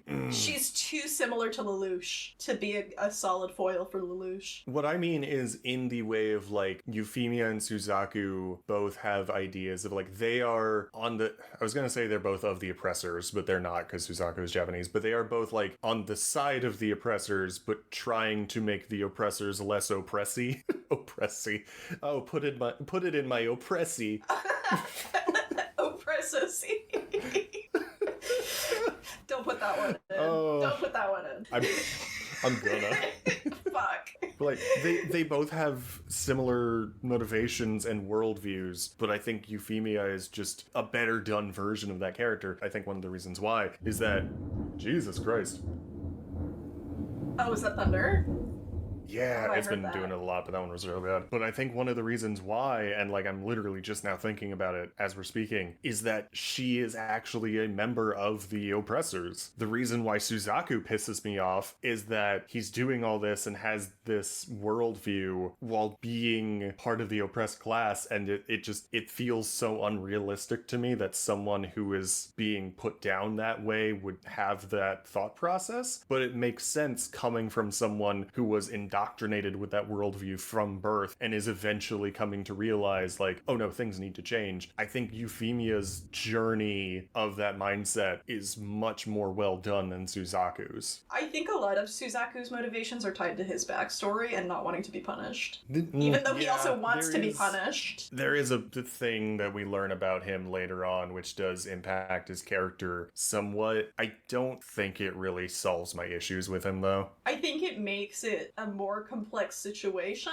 and I think that it explains that he has some ulterior motives in siding with Britannians, and he's got personal shit going on with why he joined the army. Like, I don't think it excuses how he is, but I think it makes it even more easy to read him as someone who has tons of fucking trauma that they have not processed. I can concede to that, yeah. Okay, I'm tired of complaining. I've complained too much. The thing that sucks about this show is that so much of it is really, really good. Like, please believe me when I say that despite all of the complaining I've done over the last however long, I really liked this show. Yeah. But all of the best parts are really spoiler heavy, so it's hard to talk about the good shit without spoilers. Can I talk about a character I really liked to, like, contrast with your Suzaku, since we're kind of getting into other characters now? I was about to do the same thing. Please tell me what character you like. I expected to hate Shirley. I fucking loved Shirley. I like Shirley. I don't like what they did with her. I think it's so interesting. I think it's a really... Her character arc is, like, something I have never seen in anything else before. Are we talking about... Okay, I'm not going to say who this person is, but are we talking about before she meets Mao, or are you including the Mao stuff? I'm including everything from the start to finish of season 1. I just think that the way that she's set up to make you think that she's, like, the female lead and a love interest and etc. Like, she's very leaning heavily into, like, childhood friend tropes in the same way that Suzaku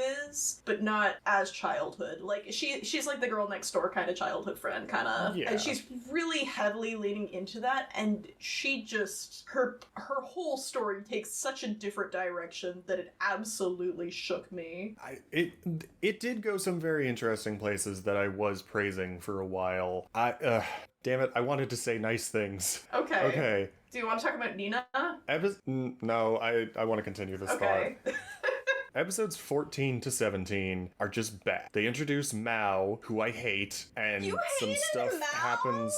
Oh, I love Mao. You liked Mao? No, God, I fucking hated Mao. He's a terrible character. Cyber The stuff that happens to Shirley is so dumb and terrible writing that makes no sense. You could honestly write out all of those episodes, completely write out Mao, completely write out what happened with Shirley, and you would have a better story. And I'm pretty sure that's actually what those compilation movies did. I think I saw something where they completely take out the whole thing about like what happens with Shirley's memory and whatnot. Don't take I away hate my him. cyber twink. He's so gross and he's so over the top and Yes, he but feels so out of place. Yes, but he's so campy and he's so tragic. And I hated Mao. He was the worst part of the show to me. he's so clampy also. The design is very claimed. His design is fun, I will say that. And like when he was first introduced and kind of teased, I thought he was neat. But when we actually like learn who he is and he's on screen for extended time, it's like, God, please leave. I just had a good time whenever he was on screen because he's just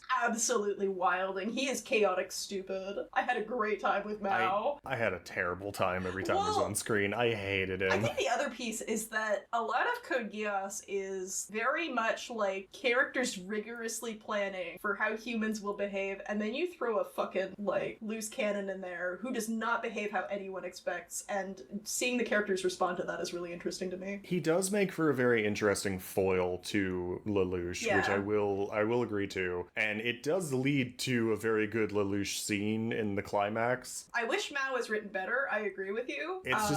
It's so unfortunately obvious that you could have cut out that whole subplot entirely and lost nothing. Well, you would lose some of the exposition surrounding C2 and the nature of Gios itself. Yeah, but they could have put that in a different way. It wasn't necessary. Mao being there was not necessary for that. No, but I think he's presented as what Lelouch could become, and I think that is really... It shows some of the more severe consequences of what can happen to a person, and the type of person Lelouch does not want to become and now knows he does not want to become. Specifically the consequences of what can happen from using Gios powers. Yes, that's what I'm referring to, but I'm just trying to be a little vague. Okay, minor spoilers for the next couple of minutes. Skip ahead a tiny bit if you don't want, but like very, very small spoilers. And it's spoilers for a part of the show that I think is really stupid, so it really doesn't even matter. But this is the one time where we'll dip into spoilers a little bit because I want to talk about this. So eventually, Shirley finds out that Lelouch is Zero and goes to confront him, and there's some shenanigans that happens where she gets kidnapped by Mao and blah blah blah blah. And to solve the problem, Lelouch, our mastermind genius who is able to come up with incredible strategies at the very last minute and is great at getting out of trouble, Lelouch, his bright idea in that moment is to wipe her memory completely. We don't actually see it happen, but he uses the Gios powers on her and is like, his command is like, forget me. But the thing is, he wipes himself from her mind entirely. She does not know who he is at all anymore. Motherfucker, you could have just said, forget I'm Zero, and the problem would have been solved. But it's so bad. It's so badly written. I also interpreted that as he doesn't want her to get hurt if he gets apprehended. And the less she knows about him, the safer she is. I saw it as... That would still... I don't know. It is weird. That would still just be solved by her not knowing he's Zero. But she would still have a crush on him and be seeking him out, and he wanted her to just not be involved and not be interested in him. Because she did have an interest in Lelouch for Lelouch.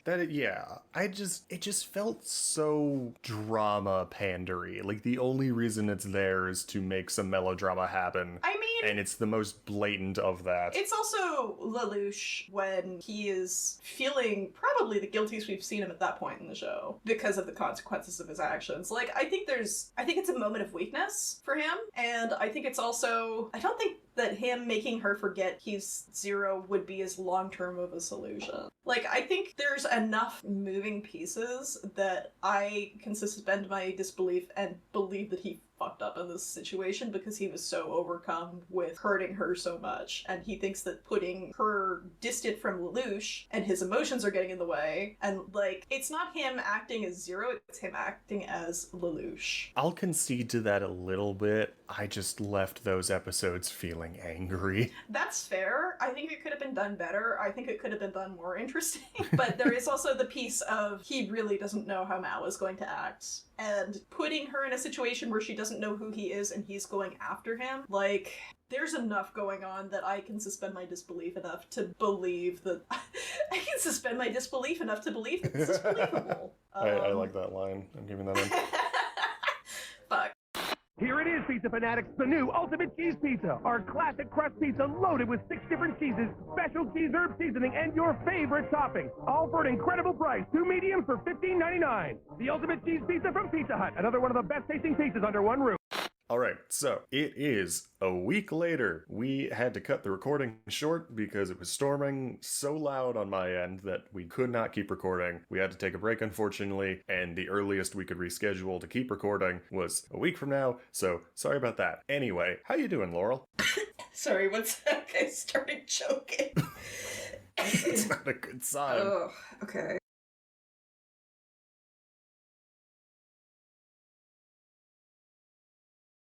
Hello, yes, the video is paused. Can everyone hear me? Hello? I can hear you. My mic was muted. I could hear you. Okay. I'm having a hard time finding my windows. You're good. This is the point that I said before stream, that if we want to take a break, we can. If anyone wants to like go to the bathroom or get snacks or anything, there was literally a commercial break just now. Does anyone need like 10 minutes, or do we want to just keep going? I don't give a I'm fuck about chilling. chat. I'm talking to you guys. I'm good either way. I wouldn't mind a break, but I wouldn't hate it. Okay. I'll re-deafen and press play again. I just thought I would check. Okay, We've got, thank you. I don't know, half an hour Yay, left. Consideration. Very nice. Half an hour. Right on. Let's go. Catch me up on what we were talking about last. We ended the last recording on a bit of a negative note, so I want to start this one off on a much more positive one. Lloyd, favorite character. I love him so much. I love my sassy science twink. Yes. I don't think I referred to him as a twink at any point. I mostly referred to Mao as the cyber twink. To be fair, like, every single male character in the show is a twink, but Lloyd is my favorite one. Yeah, because Clamp did the designs. Like, you're not making any sort of statement by saying that. I'm not. But he's also, like, I'm pretty sure they straight up confirm that he's gay, or at the very least asexual, because there is a scene, like, near the end of season 1 where someone comments, like, oh, he has no interest in the opposite sex, and he's just like, that's right. He also sounds like fucking James from Pokemon, if he was way more chill. Who's he voiced by? Do you know? Give me 1 second. Real world information. Oh, that's Liam O'Brien. What else does he do? He's in Critical Role, and he's also Gaara from Naruto. Gaara's the sand guy, right? Yes, Gaara is the sand guy. Okay. So, who is your favorite character? Who is my favorite character? That's a great question. I might actually like Lelouch the best. That's an acceptable answer, I think. He just keeps pivoting and... Oh, wait, no. My favorite character's Mao. I forgot about Mao. That trash. Sorry, that was mean. Problematic fave. He's my problematic fave, you're right. Oh, one thing I really like about this show is the level of dramatic irony that's going on and the way that it's like applied to the characters, because the audience knows so much more than the characters do. Oh yeah, my favorite like example of that is the first time Lelouch fails when he goes up against Purple Bitch. Cornelia, yeah. My wife. I forgot. Yes, Cornelia. The first time he goes up against Cornelia and she completely outsmarts him. And the whole time it's building up to it, I feel like as the audience, you're kind of trying to decide like, oh, Cornelia is like super confident. And usually when the bad guy is super confident, it means they're going to fail. But Lelouch is also really confident and he's had enough successes. It's about time for him to have failure. Because so it's like, oh, either way that it goes, it's going to be a surprise. And yeah, she completely outsmarts him and he gets royally fucked, and it's really good. There's some absolutely beautiful mirroring throughout with Lelouch and the Royals having very eerily similar thought patterns because they are so close to one another. They have the same experiences. They have similar upbringings. I see that a lot with Yuffie. Like, I think Yuffie is like a really close mirror of Lelouch when we are introduced to her and as we see her play out events throughout this first season. Honestly, Yuffie, I think, is a better foil for Lelouch than Suzaku is, and I'm not just saying that because I didn't like Suzaku very much. I don't know that I would call her a foil because she feels too similar and not enough of an opposing force. Like, her and Lelouch to me feel like two sides of the same blade, whereas Suzaku and Lelouch feel like two completely different weapons. Well, that kind of goes into what I'm talking about, though. Like, I don't know, I feel like Lelouch and Euphenia work better against each other because unlike Suzaku, who has all of these goals and ambitions, he doesn't really have the means to achieve them necessarily. Like, that was the big complaint I had about him, is that his whole idea of how he was going to make change was kind of asinine. Yeah. But Yuffie actually does have the ability to make change, and you do see her make change, and so it's like both she and Lelouch want the same thing. It's the methods of how they're going about those things where, I don't know, it's fun to see, like, maybe this is, Yuffie is who Lelouch could have been in a different world. And yeah, the writing in the show is really good. Okay, big tone shift. Let's talk about the Pizza Hut thing. What's the Pizza Hut thing? Remind me. Jog my memory. Were you watching on Crunchyroll? I was. You didn't see the Pizza Hut thing. You didn't see that Pizza Hut's logo is in every episode. Oh! All those times where C2 was ordering pizza, she was ordering Pizza Hut. Oh, that makes so much sense. I actually remember, they had like a weird card, like a little business card that came with the pizza in one of the episodes, and I actually wrote down what it said because it was so bizarre. And I was like, there's something up with this. Lo and behold. I've sent Laurel a picture of various Pizza Hut related Code Geass screenshots. Huh? Yeah, okay. Oh, this is great. So, Pizza Hut Japan has actually been known to sponsor a number of anime. There was Pizza Hut branding in Darker Than Black, and apparently also in Evangelion. And they only actually paid for a little bit of product placement in Code Geass, but the creators thought it was so funny that they put it fucking everywhere just as a bit. Oh, that's fucking genius. But the thing is, Pizza Hut Japan was the one who specifically made the brand deal with Sunrise. So when the show got localized, Pizza Hut US and UK, they didn't approve it. So all the Pizza Hut logos were edited out of the home media releases and edited out of like Crunchyroll and streaming versions. That sucks. So, like, I wish there was more we could talk about without giving away any spoilers, but for as many stumbles as the show had along the way, the last few episodes are fantastic. They're exciting, they're dramatic. There's even, like, a couple of scenes that made me like Suzaku. Oh, okay, I want to hear more about which scenes made you like Suzaku. Like, okay, as spoiler-free as possible, I feel like this is kind of a given without being considered a spoiler, but, like, the quote-unquote final showdown between Suzaku and Lelouch, I thought was actually done really well. Like, yeah. I overall do not enjoy Suzaku. I think that his way of thinking and his worldview is, to put it nicely, asinine, considering. But when his moments are good, they are very, very good. There's also a moment in the Mao episodes, actually, where he gets a really cool, like, hero moment, and I thought that was really cool. And also any time he's in the Lancelot fighting. But that's more the Lancelot being cool than Suzaku being cool. Yeah, I don't think he gets points for the Lancelot being cool. Lloyd gets points for the Lancelot being cool. I will say, in, like, the earliest episodes, when he first gets to Lancelot, the first time you're introduced to Suzaku as a character, he, as a soldier, just, like, on foot, does this super over-the-top triple spin kick maneuver that looks really silly. And then the first time you're introduced to the Lancelot, he does it in the Lancelot against Zero in his own back.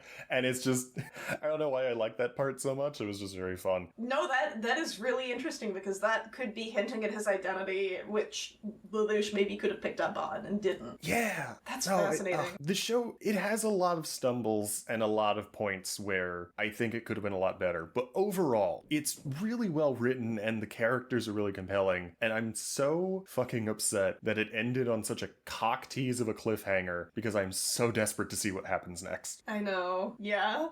I feel the same. I don't remember if we mentioned it in the first half of the recording last week, but I was not aware that season 1 was not self-contained. Yeah. I thought it was one of those things where season 1 is its own thing, and then season 2 is more of a sequel than it is a continuation. We are absolutely watching season 2 at some point later on. I don't know when, but we're definitely coming back to it. We'll say there is a big reveal at the very end, and it is crazy to leave on a reveal like that. There's like 6 big reveals. There's so much that happens. Yeah. The last like 3 episodes of season 1, I don't think I clicked next episode so fucking fast before. There was a couple episodes where I just had to stop and like go to bed and wake up and watch it the next day, because it was like, I don't know how to process what just happened. I was not expecting this show to pull this many punches. If there is one word that you can use to describe Code Geass in both the good and the bad bad, it is engaging. This is a very engaging show. The fact that it's this good absolutely blows my fucking mind. It's such an interesting choice to have these characters not be from the people that they're working with. I also was consistently expecting Suzaku to be broken throughout the season, and I don't think we quite got to the point I thought we were going to get to. He goes through some significant trauma at a couple of points, but it never permanently breaks him. I was fully expecting him to fully turn and just start killing people left and right, and I don't think we got there yet. Maybe we'll get there in the next season.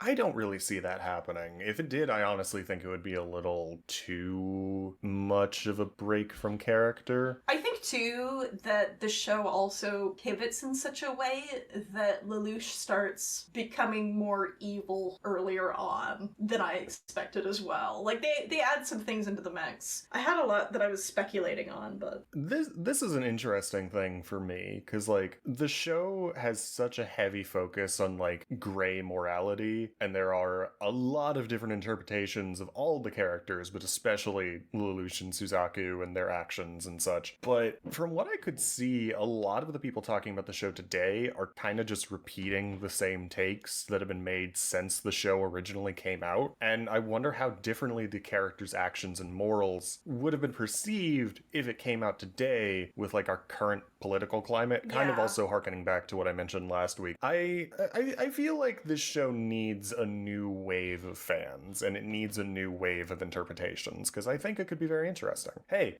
please go watch Code Geass. Yeah, I think you were right on the money about Suzaku not aging tremendously well as a character, because he starts reading as, like, too ignorant in a way that isn't fun anymore. This might be a bit of a stretch, but Suzaku is the cop trying to attend Pride. Oh, so here's something fucking wild, actually.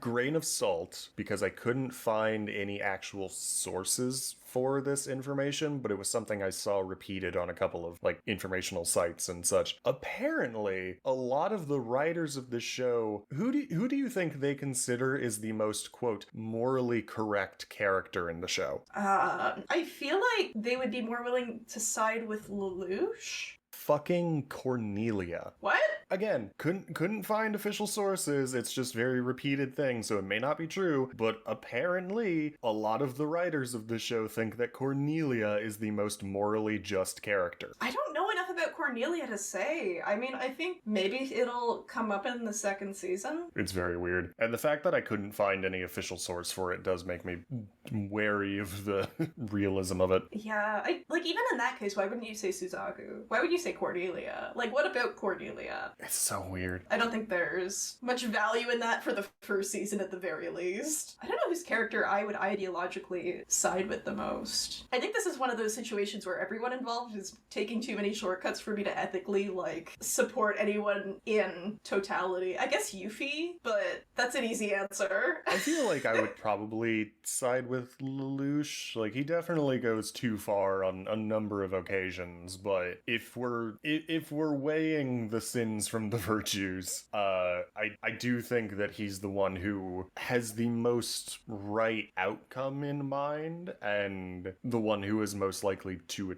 achieve it, I guess I could say. Yeah. I don't know if I'm saying that right. Like, don't get me wrong, Lelouch does some fucked up shit on multiple occasions. You think that he's more justified in the situation? He's the most anti-fash while also being the most competent. Yeah. I definitely resonated more with Yuffie just because I'm someone who's very uncomfortable with conflict. Mm-hmm. But I also 100% like understand like where you're coming from there.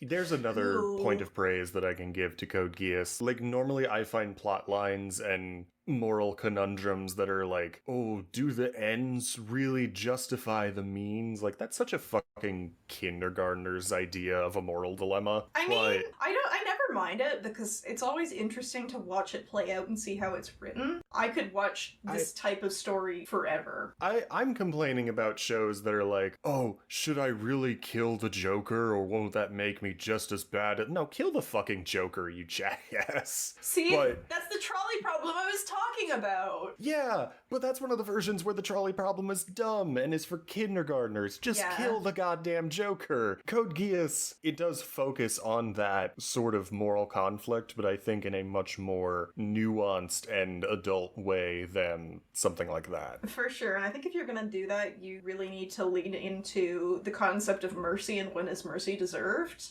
which I think is where a lot of stuff falls flat, is that it goes surface level and it doesn't explore other concepts that could also be being explored at the time. Like, if you just say, am I as bad as the Joker if I kill the Joker, and leave it there, that's still surface level. You're not exploring, like, the different possibilities and the different outcomes and whether or not his actions when you spare him will make you culpable, you know? A lesser show would ask the question, should I kill the Joker? Code Geass asked the question, should I blow up this bus full of orphans in order to get to the Joker to kill him? Yeah. Now, would you say that Code Geass does ethics and philosophy better than Death Note does? Do you have a preference between the two based on the first season? I don't think that I have seen Death Note recently enough that I could give a good answer to that. Okay. But I am very excited to revisit that question whenever we eventually cover Death Note. Yeah, that sounds fair. I definitely think this makes more sense to me than Death Note because it's about all of the characters and it's not so focused on one character's perspective or two characters' perspective. I will say this is not in any way saying one is better than the other, but I do think it is a pretty objective statement that Code Geass is much more, like I said, like morally gray, whereas Death Note is... Light is much more definitively the villain of the show. He is the protagonist villain. I think in the anime, yeah. They do a lot of imagery that really cements him as the villain. I don't think that was as present in the manga. I feel like the anime and the manga were pretty similar, but again, it's been a very long time since I experienced either of them in full. But I think that Code Geass has set itself up better to be a long-running show than Death Note, just because of the way that Death Note plays out and the way that it starts to lose its structural integrity as it goes on. Yeah, the second half of Death Note is kind of boring. I actually enjoy it, but I know that I'm in the minority, and also I enjoy it for like specific characters that don't show up until then. Mm-hmm. Another comparison I wanted to make is I feel like a lot of anime uses chess symbolism, but I think this show does it in the most interesting way. I do really like how, initially, when the show first started, I thought it was very corny, the way they were showing Lelouch as like, oh, he's really good at playing chess against rich people, therefore he makes a good military general. Because you know what? Fucking No Game No Life does that and just leaves it there. But this show actually delves into the metaphor and explores the metaphor. They actually do make it kind of believable. And like I like how whenever it took me a minute to realize it, but when you first see him, like he's on the radio commanding the Black Knights and telling them where to go and what to do, you realize like, oh, he's actually referring to them by like the names of chess pieces. Oh, that's probably why C2's name is C2, because that would be like a position on the board. He doesn't name her C2, but thematically that could be what that is. And actually continuing on from that point, I really enjoyed how for the majority of the show, up until like the last quarter chunk or so, Lelouch doesn't have a cool nightmare of his own. Like when you first get when the Black Knights first get their own cool nightmare, they get the Guren, a different show would have been like, oh, we gotta give the cool mech to our main protagonist. But no, they give it to Colin because Lelouch is the chess master. He is the one controlling the pieces. And it makes sense for him to give his pieces the... You know what I'm saying? Yeah. Like, thematically, it makes sense that he is giving all of this power to his pawns. He's delegating. And not himself. Yeah, I really like that bit. Later on, he does get his own cool mech, and it is very cool, and I think the fact that they waited so long makes it feel earned, and even, I think you could argue that, like, when he gets himself his own cool, badass mech suit, that's kind of a turning point for the character, where he's kind of grown beyond just being the chess master, and now maybe he's on to full-on, like, I don't know, he's definitely crossed some sort of character line at that point. I think there's there's also something to be said there as well for the fact that Lelouch is able to delegate like a proper leader should versus Cornelia, who is fighting on the front lines, but still very much remaining in control of everything. Yeah, like, Cornelia is an incredibly competent soldier, and it does make sense for her to be on the front lines because of how talented she is in A Nightmare, but also, I don't know, honestly, she's also a really good foil to Lelouch in that sort of way, where they are both leaders of an army where they kind of treat their soldiers as pawns. Not necessarily in like the I'm gonna sacrifice you no matter what kind of way, but just in the I am going to control you like pieces on a board. Whereas she is going front and center, while Lelouch is like, I'm gonna stick back and let the ones that I know do well do their job. And I think to extend the chess metaphor, Cornelia is the queen and Lelouch is the king, because Cornelia is able to get on the front lines immediately and take control of the board, but she's putting herself in a lot of risk doing that. God damn it. You know, at face value, that sounds like such a bullshit thing to say. Like, oh, the girl is the queen and the boy is the king. But no, you are exactly right. That is exactly how their characters play. Fuck. Alright, we've waited long enough. I cannot hold it in anymore. My last big anger point, my last big criticism for the show, and then we're done. There's nothing bad left to say. Suzaku is not my least favorite character. My least favorite character is Nunnally. Yeah, I'm really... Nunnally sucks. Yeah. She is not an actual character. She is a plot device. Yeah. I don't like her voice in the dub. Her voice is unpleasant to listen to. There's a vague siscon thing between her and Lelouch, which I am very uncomfortable about. Is that what that was implying? I thought it was just kids being stupid. What? I don't know. I feel like I'm not in the wrong reading a siscon thing. It's really uncomfortable. Even if it's not actually there, it gets close enough to that line that I'm like, no, please stop. And also, there's multiple points in the show where Nunnally being in danger is the main tension point of the episode, and I just cannot be brought to give a shit. Nunnally is the worst part of the show. She is not a character, and they do a terrible job making you give a crap. She's so cute, though. Like, she's adorable. Her design is cute.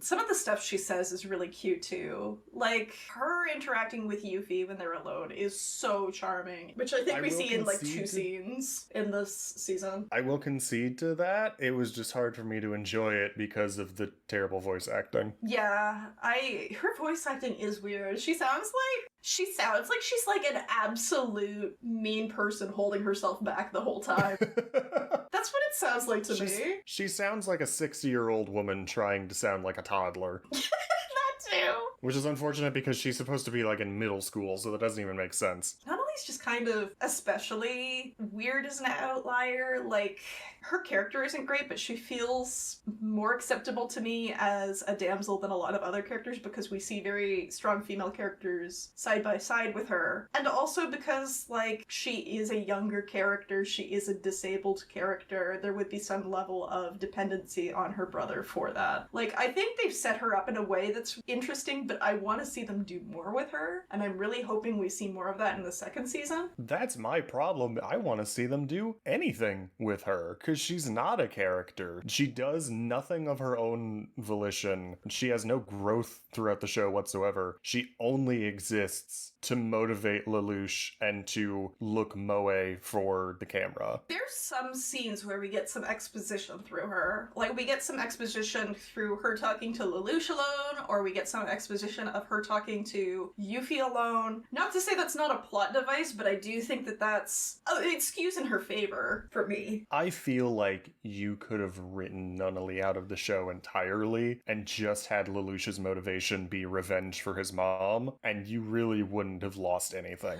Well, but again, a lot of it is like, a lot of her roles could be filled by something that isn't a character per se. Yeah. Like, a device in that sense. There's a whole part where Zero's like working on contingency plans for if something happens to him. And I don't think you could have that without Nunnally. I feel like the very small points where Nunnally can actually be important, those roles could have been split apart by other characters who are actually characters. It didn't have to be Nunnally. But there's also also a bit of Lelouch has a side of him that he only shows to Nunnally. And that would also be hard to do without a character there to have a conversation with. I suppose. I just wish she was an actual character. Also, She's like 9. She's allowed to not have a personality. I don't know if I agree with that. I feel like 9-year-olds can be characters.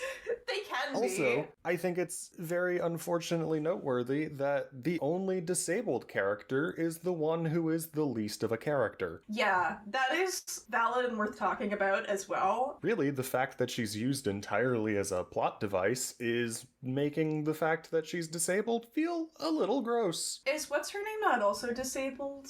The friend in the student council? No? Don't we see the one girl have a seizure at one point? No. Oh, are you talking about Nina, the green-haired girl who's really racist? No, she doesn't have a seizure. She has like crazy over-the-top anime freak out because of her waifu. Oh, I thought that was a seizure. No, she was just having a crazy over-the-top anime scene. An emotional seizure.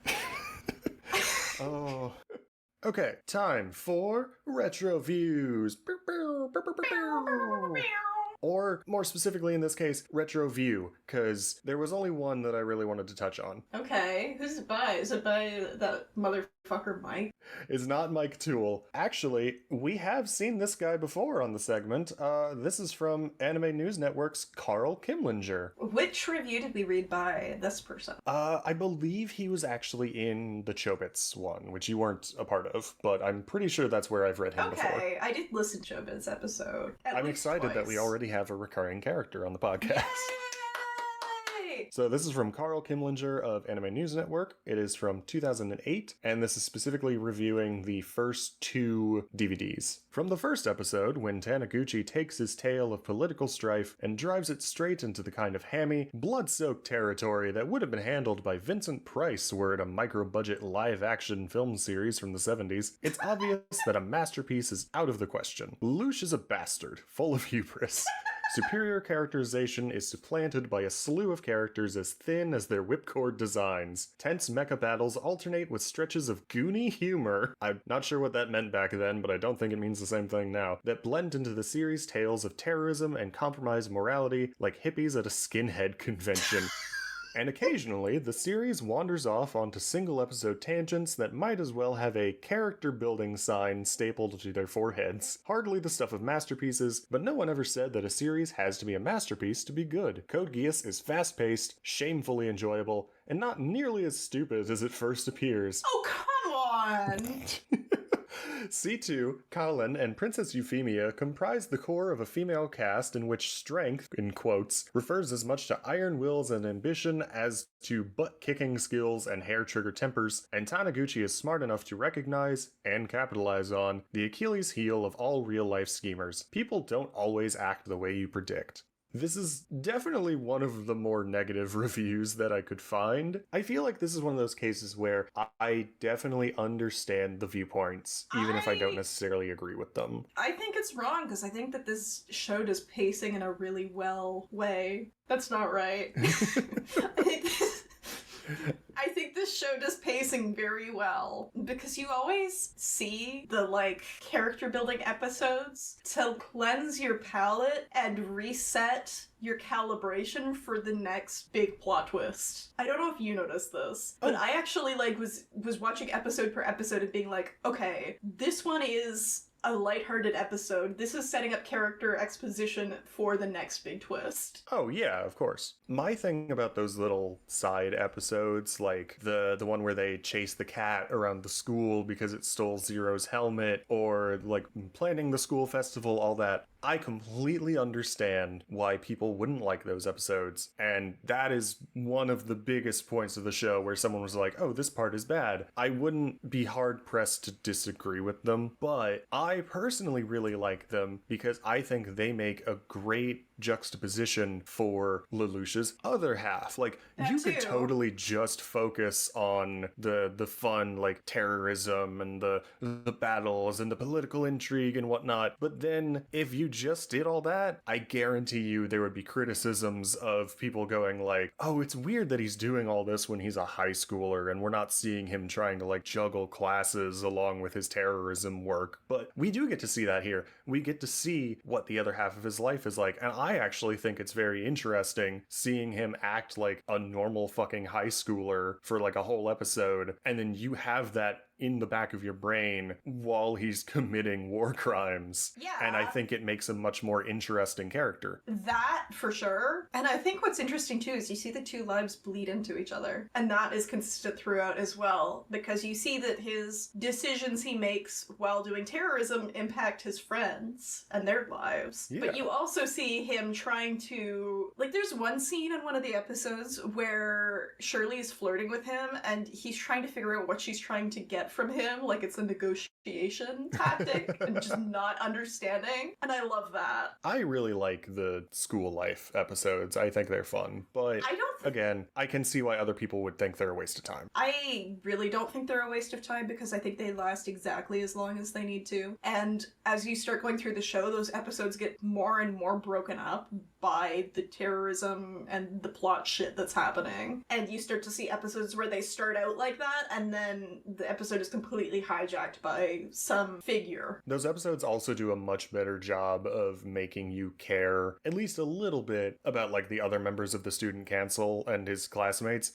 Just a much better job of that than making you care about Nunnally. Yeah, Nunnally is... I don't know. I'm really hoping we get to see them do more with her because she feels like an outlier in this cast of incredibly well thought out and well-rounded characters. I think it's appropriate that her name has nun in it because that is what a character she is. She is a nun character. I know you mean nun like None, but I'm thinking like of her as like the nun from the Nun movies. One last little bit of trivia that I want to touch on. Again, this is another thing where I saw it repeated a lot, but I couldn't necessarily find a really good source for it, so, grain of salt. Code Geass was banned in China. This is true. Officially, it was for all the nudity, but a lot of other sources will say there's other reasons. Of those reasons, portraying Tibet as an independent nation, villainizing the Chinese government, and portraying a conquered nation rising up against their oppressors. Yeah, the last one would be what I would believe the most. I can believe all of those, and that the nudity was just like the on the books official reason. Yeah, I don't think it was the nudity, because if it was the nudity, they could have just cut the nudity scenes. Yeah, but again, as believable as it sounds, I could not find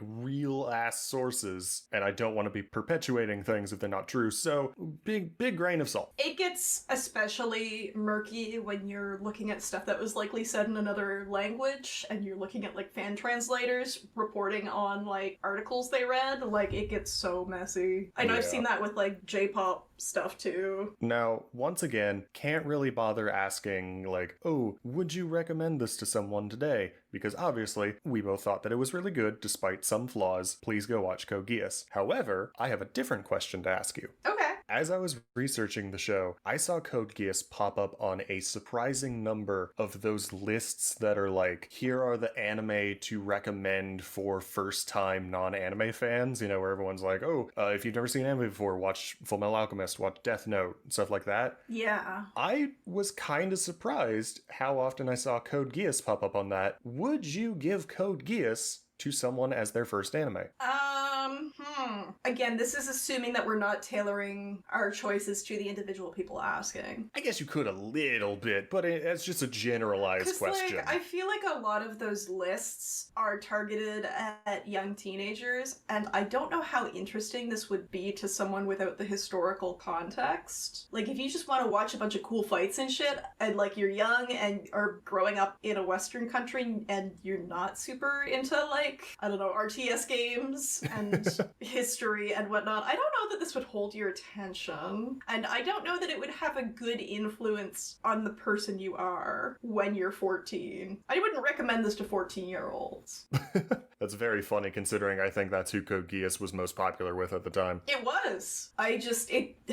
Like, willy-nilly recommending, like, Death Note and Code Geass to kids is, like, I feel like it's irresponsible as an adult to recommend those things to a child. Just because they don't really usually have the media literacy to be able to critically think and look at stuff. I mean, neither do adults, but... would I recommend this to specifically a Western anime fan? I think this is very interesting because it's so influenced on the history of Britain and British colonialism that I think it translates very well to a lot of Western people and people outside of Japan who are in nations that have had impacts from colonialism, be it literal, direct colonization or just reverberations of incidents and whatnot and ripples.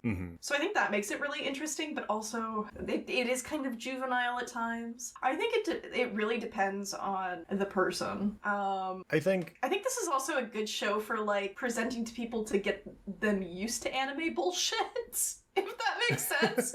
It's like a good level of anime bullshit to expect from anime. Okay, that's a good segue. Would I recommend this, like, just in general? Like, do I think this is a cool show to watch and I'm just recommending it to someone who wants a cool new anime? Absolutely. It's flawed, but the positives greatly outweigh the negatives. Do I think this falls into the category of, like, here is a thing to show to a brand new anime fan as, like, their first anime? Absolutely fucking not. Like, the problem with so many of those lists and what people will say is like, oh, this is a great anime for first timers, is they're not actually thinking about the experience of watching this as your first anime. They're just like, oh, this one's cool and I like it and I want to show it to you. That's a bad way to get people into anime. You know how absolutely stupid it is how often I see Sword Art Online on those lists of good first anime? That is a terrible first anime. Full Metal Alchemist? Absolutely fantastic. Death Note? Sure, good. This has way too much anime bullshit in it. And I'm not even just talking about, like, the 17-year-old titties, although that is definitely a part of it. There's just a particular level of anime crazy that you need to be eased into, and it can't be your first experience. There's certainly worse ones, for sure. Like, Sword Art Online is a terrible first anime. Don't show people Sword Art Online, period. Sword Art Online is garbage. But this is certainly not one of the worst ones you could have as your first one, but I don't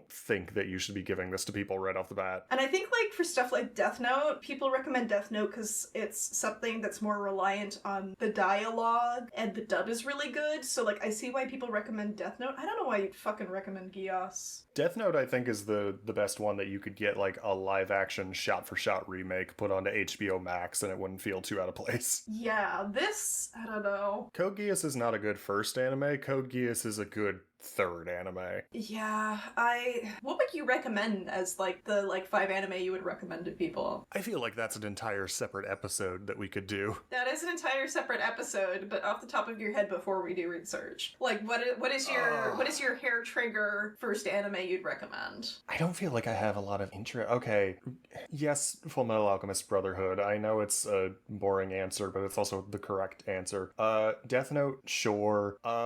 Maybe A Place Further Than the Universe? Interesting. I think that is a really good one. Interesting. I like that you're going slice of life more so than shonen. Because my mind always thinks, like, oh, when people go seeking out anime, it's because they're seeking out, like, shonen tropes and shonenisms. Because that's what's most popular over here, even though it's very targeted at young, masculine demographics. You know, a lot of people would say any number of Ghibli movies, and a lot of them would be correct, but I'm going to do a different anime film and say Tokyo Godfathers. Oh yeah, any Satoshi Kon would be pretty good, and I think they were received. I don't know about. Okay, that's fair. I don't know about any Satoshi Kon, but definitely Tokyo Godfathers. Yeah. I think that's a good one. I said that, and then I heard you going, and I was like, oh. Oh, you know what? Actually, number 5, fucking Freeren. Freeren is the one that's not the other one. I know what you're saying, but that's a wild sentence. It's not Free the Run trigger is the one. other one.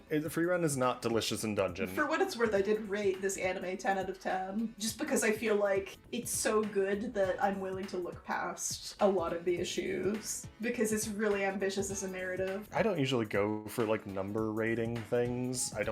The way I consume media, I don't feel like that really gels with me. But if I was going to do that, I don't think I would give it a 10 out of 10.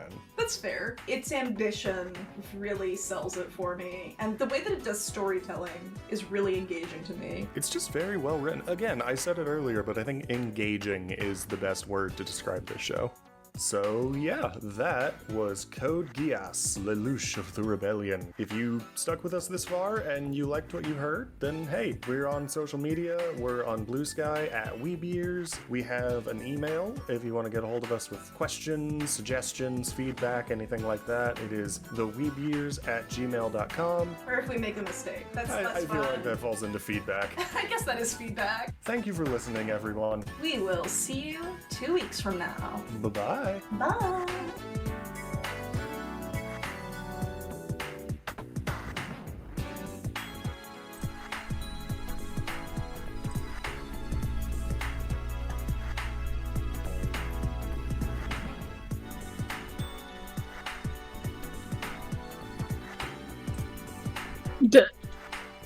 The podcast.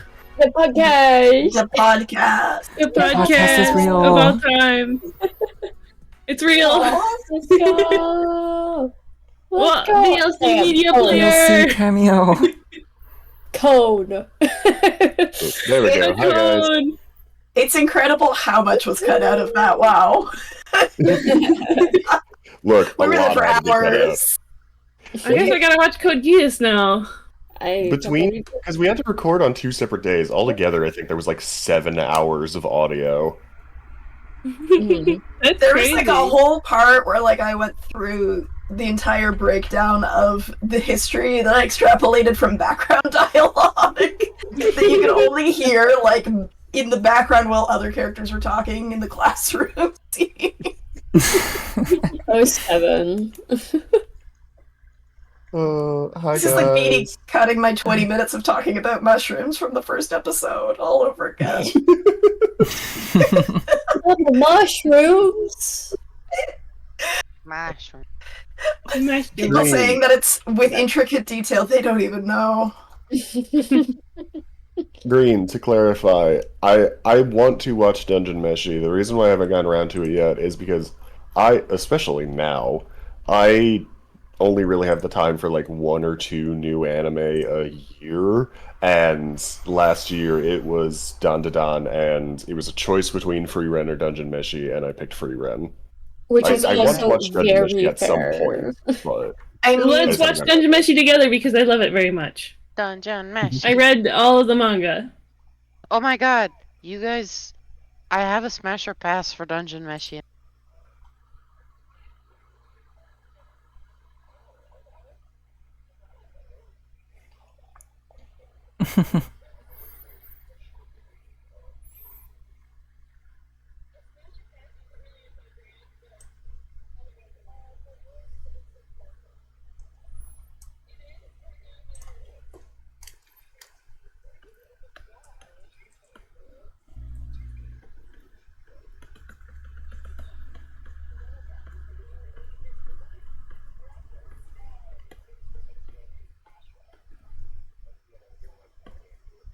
Oh, they can't? Shoot. Oh.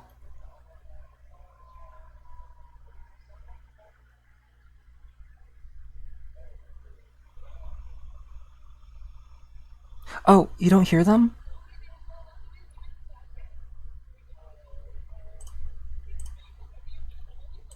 Sorry, hold on, let me go ahead and fix this.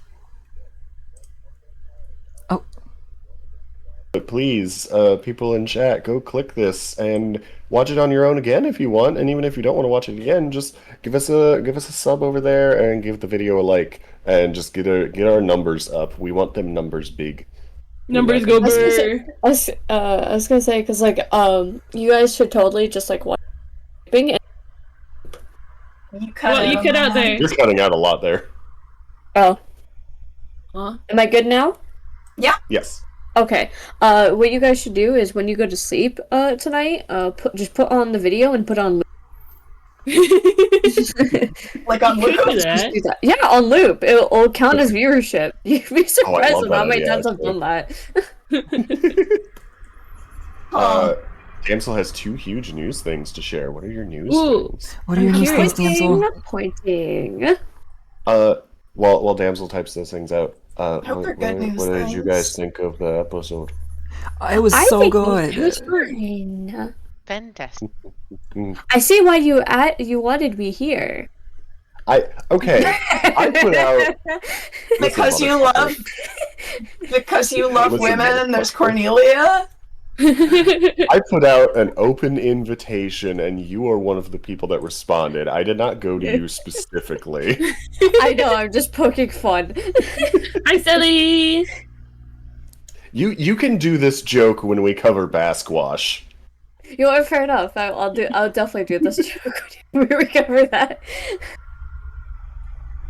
I feel like I just need to go. No, go, type out. Tell us what's going on. Let's see.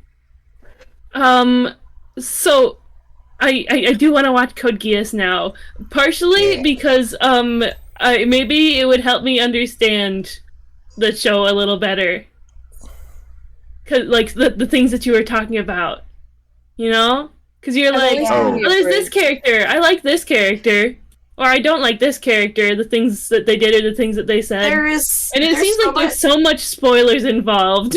There's so much spoilers involved that it was tough to get a sense of like what what you guys might have been talking about. So definitely, like, once I watch Code Geass, that's gonna be a rewatch. That's gonna be a go back and rewatch. The idea that you want to watch the show just to have better context of our podcast makes me very happy. Yeah. Yeah. Thank you Also, for the yeah, follow. Oh, yay. Of that, like, 7 hours of audio that we had originally that I cut through, a good 2 or 3 of those hours was spoiler talk that, like, we knew wasn't going to be able to be in the episode, but we still wanted just between the two of us, like, oh, what'd you think of this? Think of that? That was really stupid. Maybe, honestly, what you should do is have, like, the unedited podcasts, like, on Patreon. You are not the first person to suggest that, and I will say the same thing I always say. Absolutely fucking not. The unedited audio is so embarrassing. No, I mean, like, if, like, edit, like, you can also just do, like, where it's, like, still, it's not really edited as much. Do it like a director's cut? Like, yeah, like a director's cut, where it's still edited, but it has, like, a lot more, like, stuff to it still. We can do that with this one, I think. That would be a significant amount of work, more than I already have. We have tossed around the idea of, in the future, once we do the Patreon, of having, like, separate, occasional, like, here's a Patreon exclusive spoiler episode, where it's like, it's not a different version of the episode, but it's like, hey, listen to the normal episode talking about, I don't know, fucking Full Metal Alchemist. That wouldn't make sense. Everyone knows Full Metal Alchemist. Okay, like, but what if... And then go on to Patreon and here, and in this section, we'll talk about the spoilers for, like, half an hour. Okay, but hear me out. What if a out of context reel? Okay. That Just like a funny out of context reel. I do want to do that for like I want to put together like a trailer for the podcast at some point when we have a few more episodes, and I am just going to pull random fucking bullshit lines from it. Like, yeah, you did say. I'm a really big fan of the King of Oppression line from this episode for some reason. It's silly. It's I like silly. the oppressy. Oh yeah, the Oppressy was great. Ooh, Danzel got a Switch 2 Mario Kart bundle and was gifted a 3D printer. Oh, that's exciting. Oh, 3D. I'll Damsel, never you know what own you a need to Switch do? 2, but let's go. We're waiting for our invitation to buy a Switch 2. Ours doesn't come Denzel, yet. you need to 3D print other Switch 2s. Honestly, God, I will probably It's own a schematic. 3D printer before I ever own a Switch 2, which is entirely sad. Hey, Chrissy! Also, hi, Crizzy! Hi, crazy. And fun Nikki. Sorry you got auto-modded in my chat. I don't know why it grabbed mofos, but you know. I don't Was know it all like, the I things I hope to you say. guys are having a great time, and Automod is like, no! No. What's up, whores? Yeah, like people have just come into my chat, it's like, what's up, whore? And I'm like, it was fine. What the That fuck are only you talking that about? only applies to like 3 of us here. That's true. What? I'm counting you, May. Don't worry. Okay. You're so Crazy had to come say hi in all the chats. How sweet. Beanie doesn't Hi, count Kristen. because Beanie's a slut instead. But half of us are sluts. You can't use that excuse. No. Okay, so a slut. Well, people keep saying it's just like, well, whores for money. Slut, you do it. A whore is a slut who gets paid every now and then. A capitalist said- slut. And I said what I said. Capitalist slut. Yeah, a whore is a capitalist slut. And I said what I said when I called myself a whore. Cool episode of a podcast we just watched, huh? Oh, Usually she's on the crazy. I'm 18 plus grind this today. time. Yeah. I know that, Crazy, but like at the same time, you shouldn't have gotten automated in my chat specifically. That's the weird part. It would make sense for cheesecakes. So I didn't got see automated for anything. weird stuff. No, I didn't see allowed it. anything on my end from Crizzy, so I wonder if maybe because it shared chat, it used like It's the specifically highest on my permission end. for whoever. If it grabs on one of our ends, it only that person can Okay. unlock it. See, I It's wouldn't have okay. been- It's okay, like, Crazy. it We was care okay about for you. everyone else's chat, but except mine apparently, because Twitch is stupid. A whore is a capitalist slut is such a statement. Also, It'd be a bumper okay, sticker. Not a shirt. I need to let everyone else in on this bit. This person, I know them by a different name. I knew them by a different name for a while, and then they started going by this name, and I didn't realize it was the same person, so I just started talking to them like they were somebody new. And now we're just running by the bit where every time I refer to them, it's attractive salad. Oh my god. Yeah. Yeah.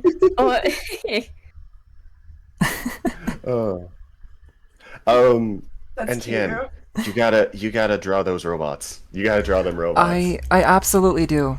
Yeah, that'd be a really fun subject for my speed drawing next time. Because I was taking a look at Such neat those. looking robots. I am very excited to see NTN's like more of like mech art from NTN because honest to God, you draw metal so Hey. fucking well. Oh, thank Yeah. you. so cool. It's all the Um, shading with metal. Yeah. Ooh, it's so tiny on But it's this also like super hard to get it like to look like just right, and that's where I'm like, hell yeah! Every single time I see your art, Pokemon, it's so hard to get 25 fucking right. years. It took me so long to like figure out like how to get me to like I do like gold distance. It did take me a while too. It took so long. It's Pastel keeps cutting out. I don't know if anybody else is getting that. I've been Yeah, getting that that's on too. my end. A little bit. Pastel just cuts out a lot, I've noticed, in any call that we're in. It might just be that your sensitivity is either too high or too low. I think mean, that's I what also it is. have a storm currently. Oh, that yeah, goes for it, that'll do it yeah. too. Yeah, they're really neat looking mech designs. Like I like the kind of shapes that they got going on and the way that they move and stuff. From what I saw in the clips.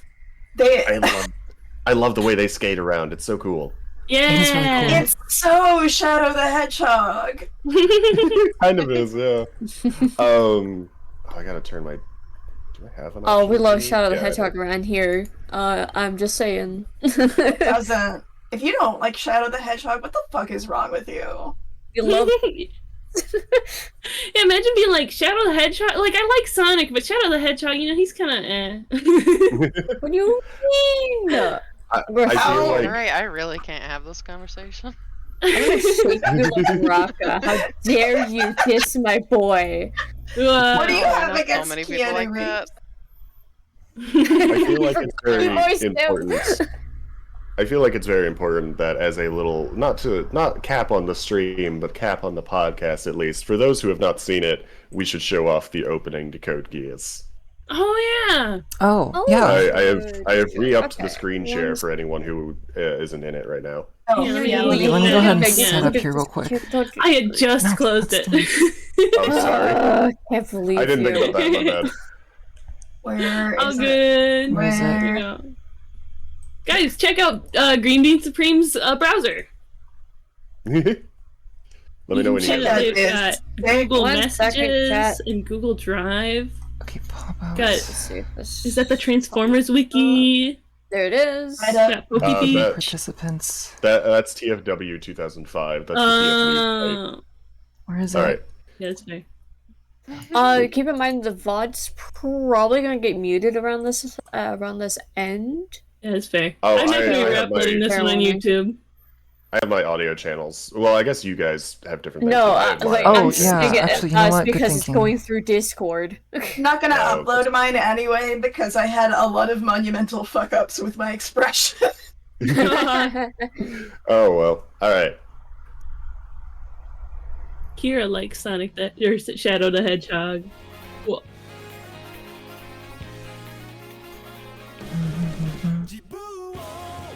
wow. Wow. It's like the Doctor Who opening. Kinda, sorta. Yeah.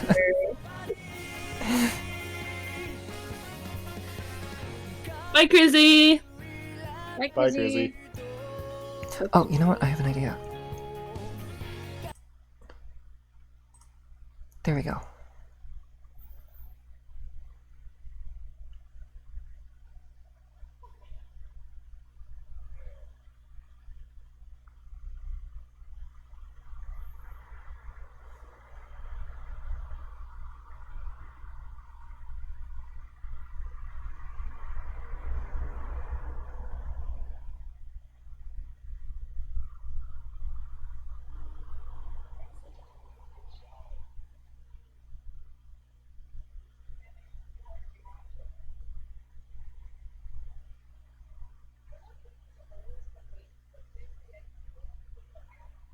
Hunts.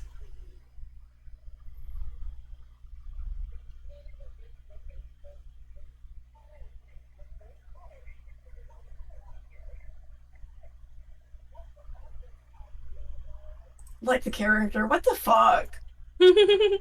That didn't. I. Not a robot. Don't worry about it. Kaguya. Who's Kaguya? She's like one of the characters in the opening there that you see like near the end, and she I appears was gonna like say that does not narrow it down the role.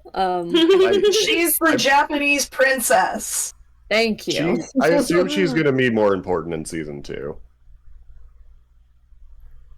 Yes, it's just assumption. weird to introduce a character like 2 episodes away from the finale and do nothing with. Yeah.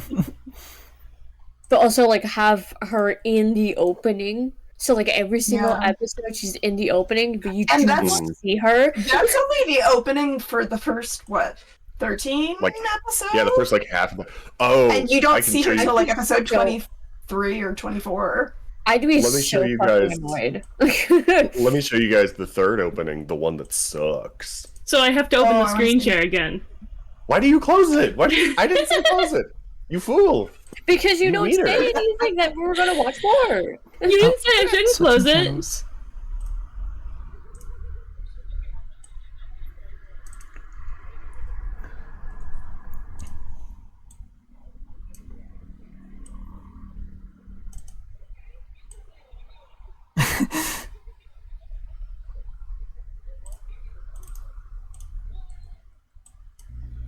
Aw. Aw.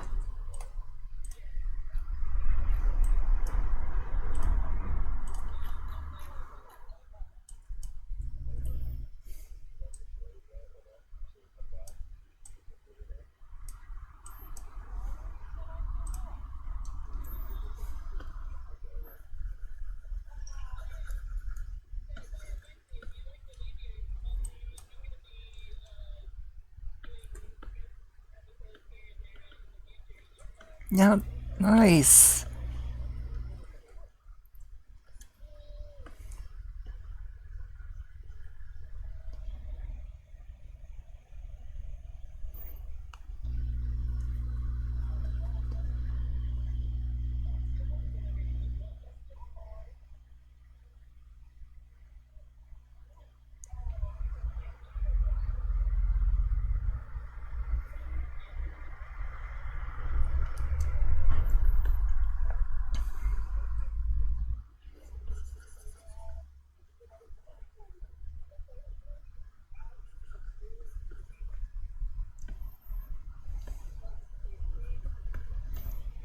Like an A and B.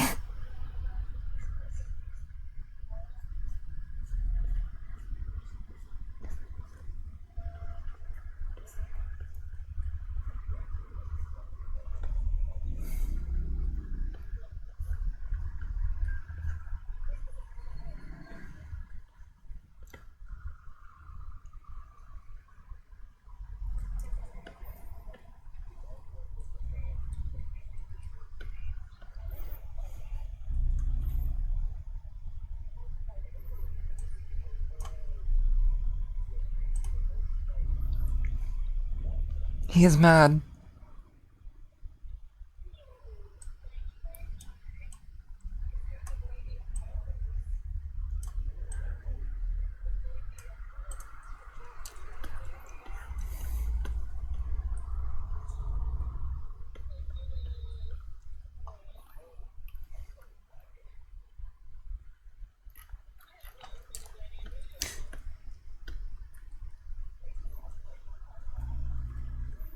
Oh.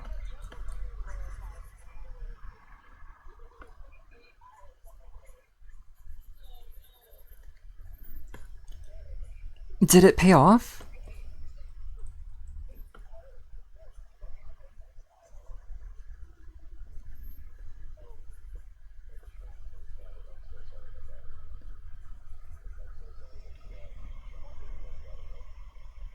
Oh, I'm sorry.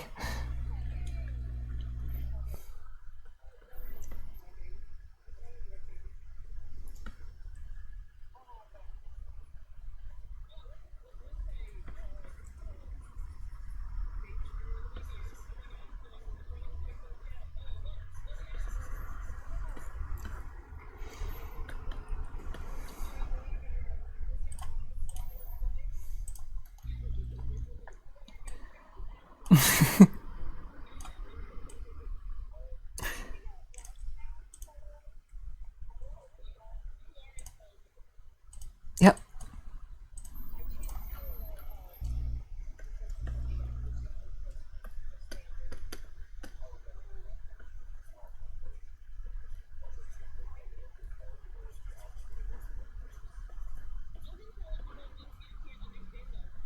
Legible?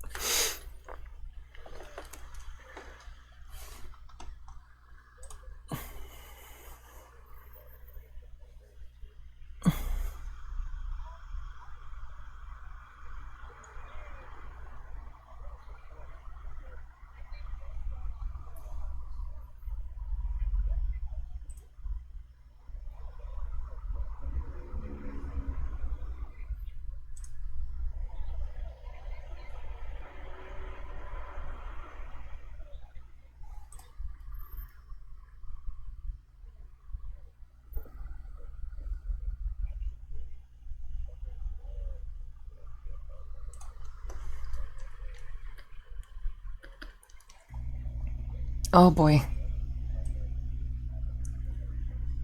Oh god.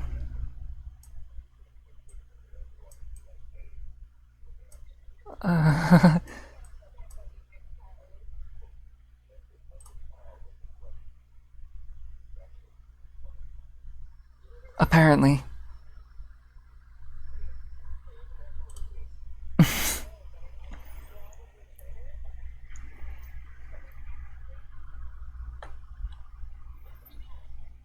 It's me.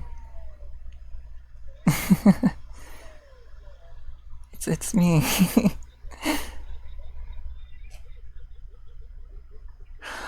Oh. Thank you, Buzzbot. Thank you.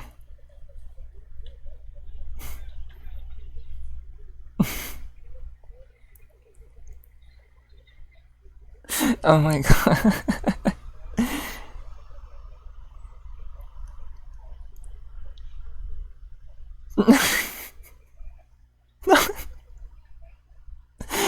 Oh jeez.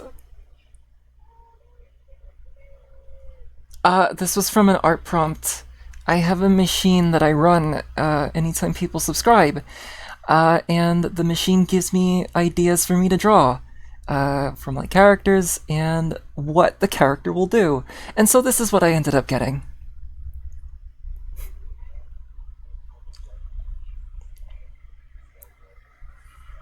Yep. Yeah.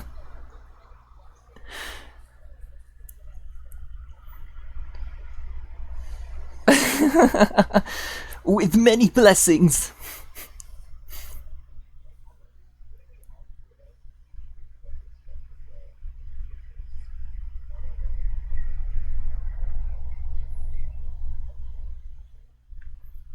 That was from the same stream I drew the Wheeljack one.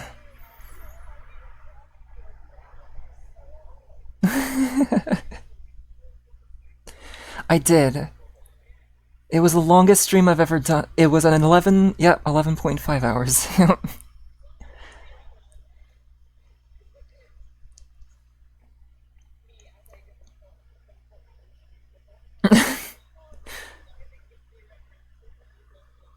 Yep.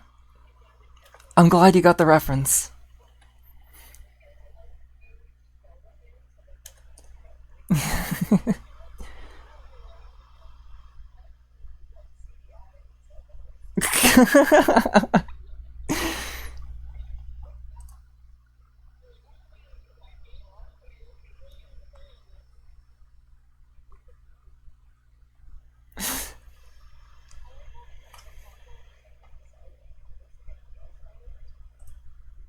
A little bit, yeah. It I'm glad you recognized it, yeah. It's a Sheikah laptop.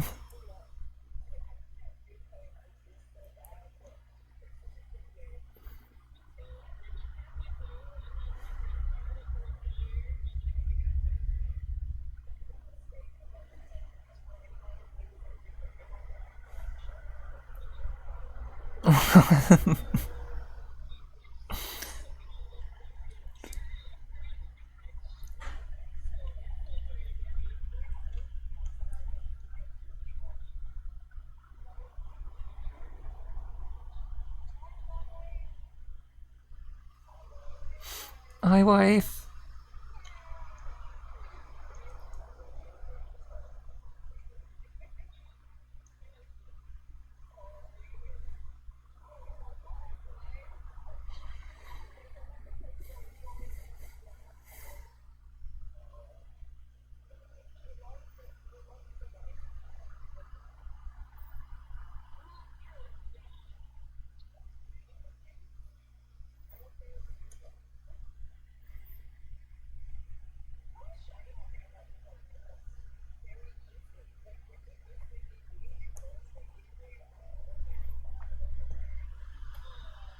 I don't know if you would like the shiny hunting in Scarlet and Violet.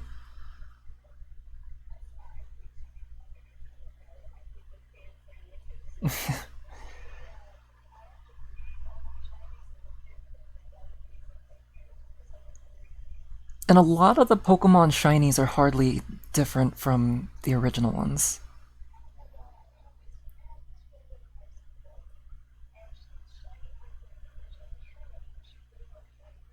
Mm.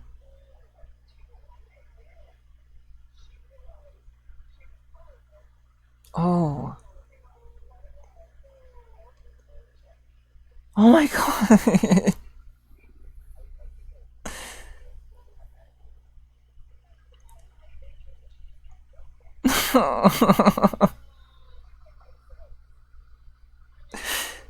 uh,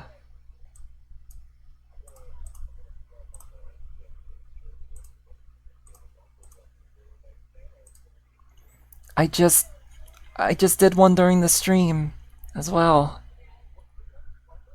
Yeah.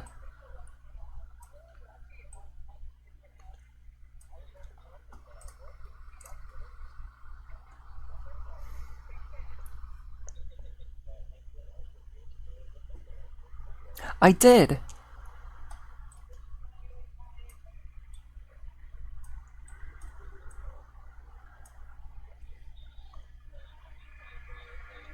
Yeah.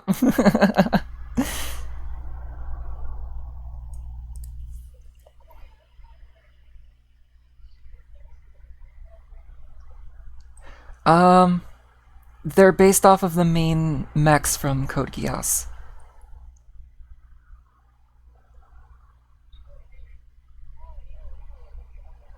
Oh, and the Akikon one? Oh, I think as Beanie said that they were, because they were talking about like their drink of choice if they were an Akikon, and I think Beanie chose something from Mountain Dew. I don't know if it was Baja Blast, and I don't remember exactly what Laurel said, but it was that can is based off of one of the PNGs from that episode. I think so, yeah. I think so, yeah.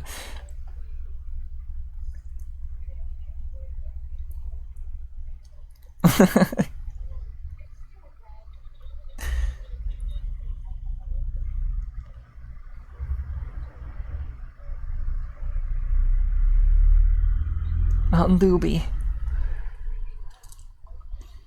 Mountain Dew be like that.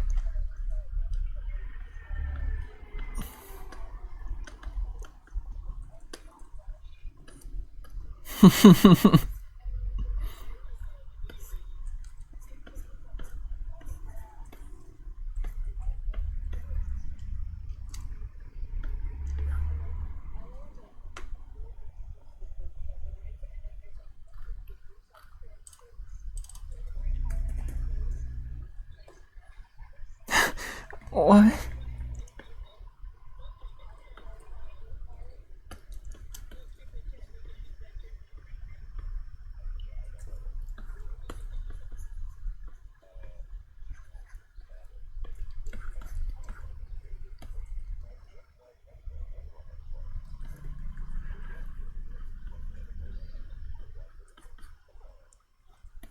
Oh.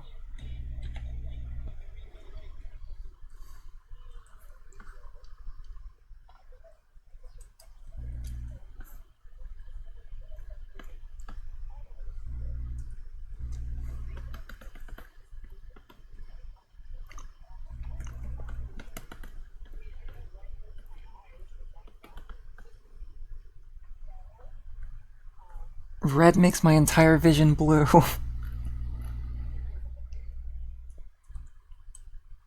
Which is to say, if you stare at the sun with your eyes closed.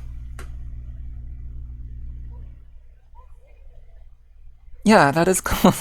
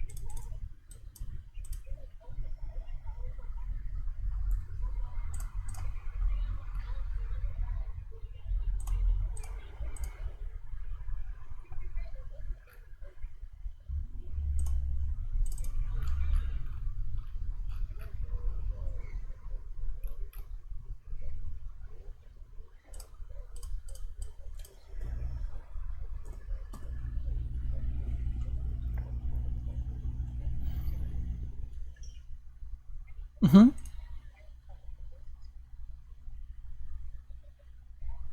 Yep.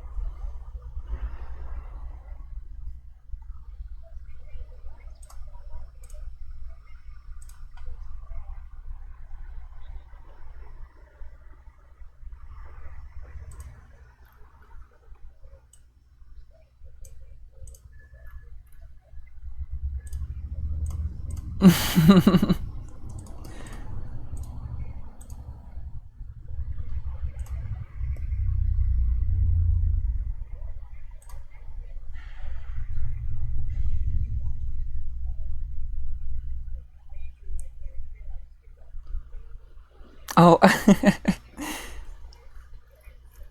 uh, I'm really glad.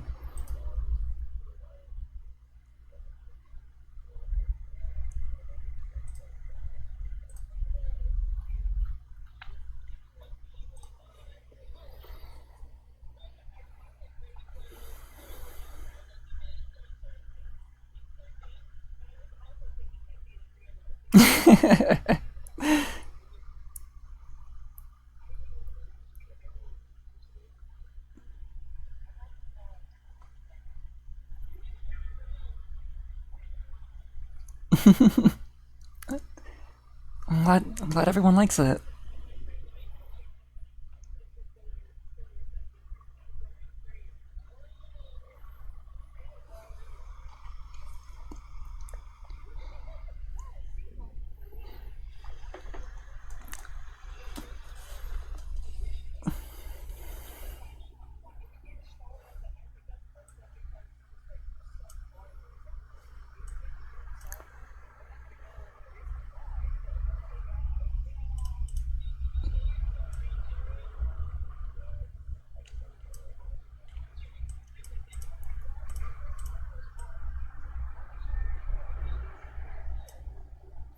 "86 megs."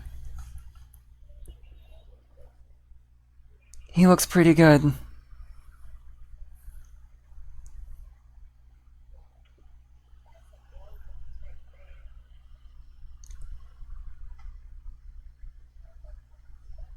They're very, very expensive.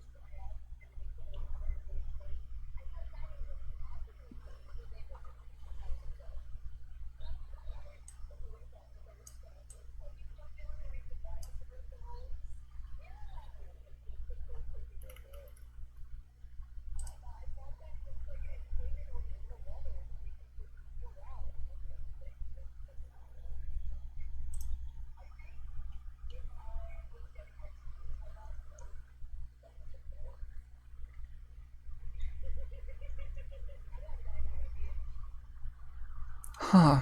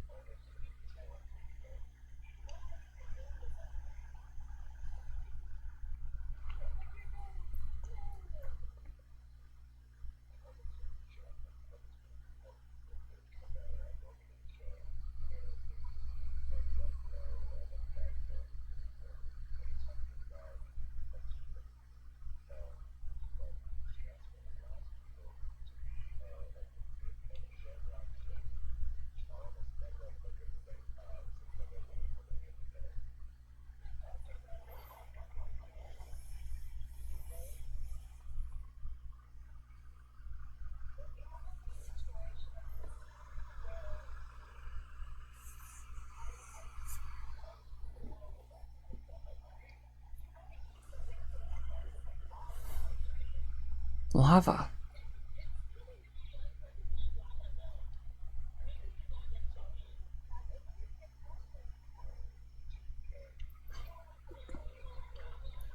You'd have no throat.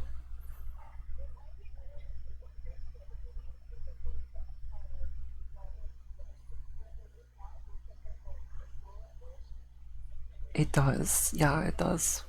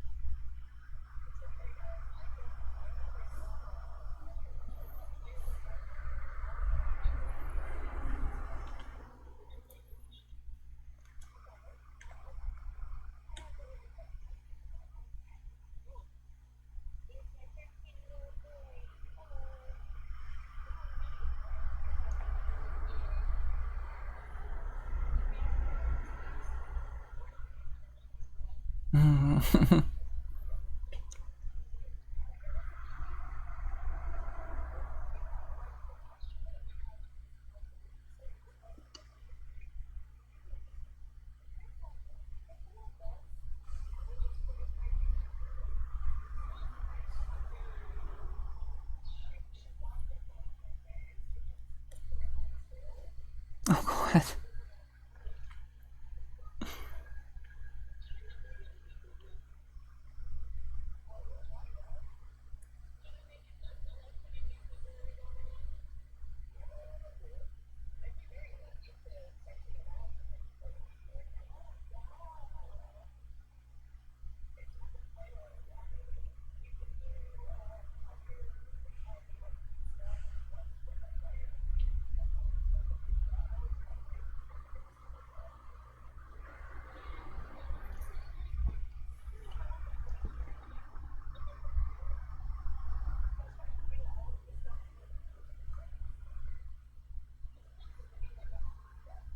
I don't That's what like I that. got. It's too much pressure. What? Cotton, no. It's like it's over a month. Cotton. True. But Oh, I always have so should- much stuff to do. Yeah. I was gonna say, have you tried not having stuff to do? But then I remembered how much free time I've had. I was like, oh, I can't say that. Sorry, I have to make sure Cotton isn't pissing in corners because he tends to do that because he's a piss boy. Pissing and shitting and crying. It's literally just pissing. Fluffy thinks that jellyfish would have a good mouthfeel. Agree. Yeah. Eh, I mean, Yeah. you can just eat I can jellyfish. ask my mom. I'm pretty sure she's eaten a jellyfish before. oh, okay. I feel like it would have the texture of, like, if you've ever had cuttlefish, like that. Yeah, maybe. I haven't. It's I've like- had it's octopus crunchy. before. It's like crunchy and then it melts. It's super weird. I just imagine rice noodles.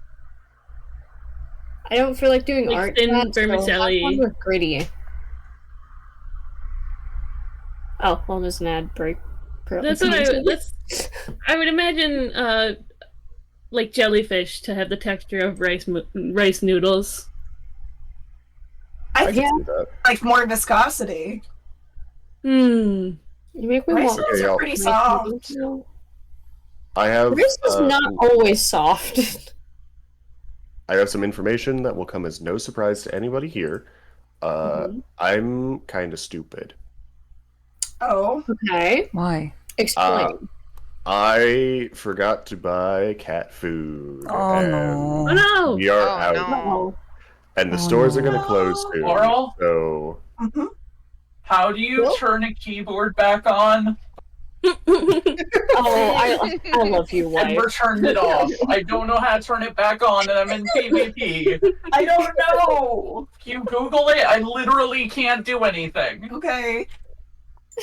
Beanie, that just means that tonight the boys get a special food from the fridge. no, Food. You get to make them mac and That- cheese or Do they something. not? Do they not that eat means it?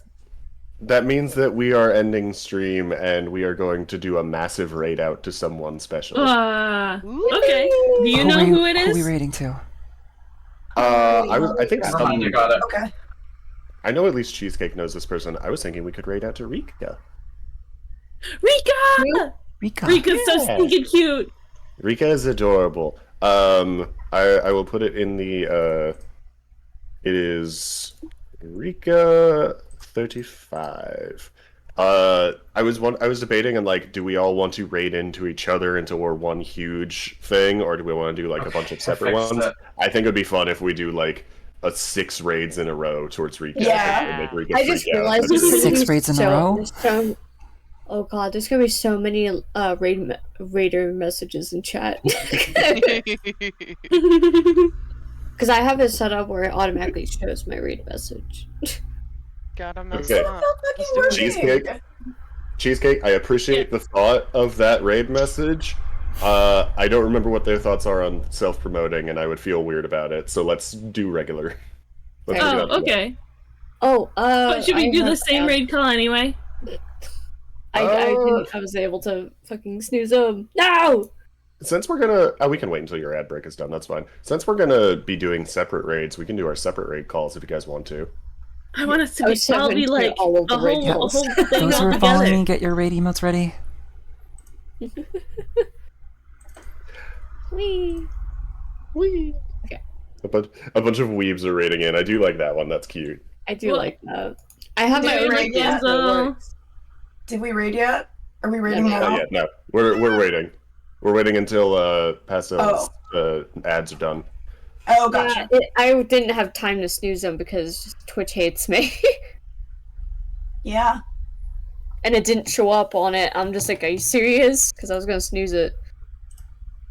Yeah, thank you once again. Thank you, of course, to you guys for coming and joining. This was really great. This was super Absolutely. fun. Yeah. Cheesecake, I know you've got something happening soon. Yeah, so this weekend, starting on Saturday, are we winning? Oh, shit. This Saturday, I already raided. Oh shit. Hi, Laurel. This Saturday, I'll have been streaming for 3 years. It'll be my 3-year stream anniversary, and I'm running a donathon, and I'm putting every spoon I have and then some into it, and it's gonna be so much fun, and I'm really excited. Congratulations. So, yeah. Thank you. Congratulations. Does anyone else have anything special happening coming soon that they want to promote? I'm still on other people's streams. Well, thank you for following, Fluffy. Let's see. There's I'm going to pick someone. Mei. You decide what you I want. raided early and now I feel bad because I was only like raiding with one person and that doesn't work. No. What? Moat Shrimp followed. Moat. What? Huh? Question mark? Let Meme do what? Huh? What's up? What? What are you asking maybe to do, Pastel? What? We were Beanie mentioned about promoting and whatnot. I'm just in the middle of climbing Commission Mountain, which is the time of year where I take a stupid amount. So if you want to watch me draw some stuff, it'd be real cool. Yeah. Yippee! And everyone, I imagine everyone has already followed NTN because he's so impressive of an artist. That sounds sarcastic. I didn't mean for it to. I didn't But if you think didn't, of that. if you didn't start already, please go follow NTN. NTN is amazing, and NTN is also the newest streamer among us and deserves to get them numbers up. Go get NTN's numbers big. Thanks so much. Yeah. That's true. All right, let's all raid to Rika. I'm getting my raid going. Okay, raid, go. Rings going. Let's go. Rika 35. I did the thing. Mo. Yeah, Rika 35. Let's go. She's so cute. She's this cute little tiger VTuber that she likes Final Fantasy 14 and she does amazing art and she made her own VTuber and she says teehee, which is just She fantastic. does. She's so cute. Oh. She's so cute. Wishes. I guess I could also Yeah. say that, like, hey guys, by the way, I am 100% like going on hiatus after this. So Oh, yeah. y'all will see me in other people's streams. Y'all will not see me here for a while. Everybody follow Pastel so that you can see her when she comes back from hiatus. Yeah. Hi, bye, Emmy. Bye, Yeah, Alec. Bye, Alec.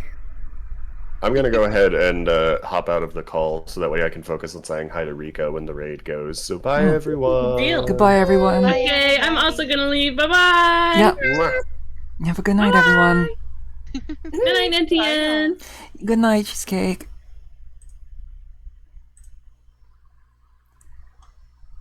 And there we go. So we're gonna go ahead and we're gonna go ahead and raid to Rika 35. Please give them my support. Oh, and get your emotes ready as well. Yeah, have a good night, everyone.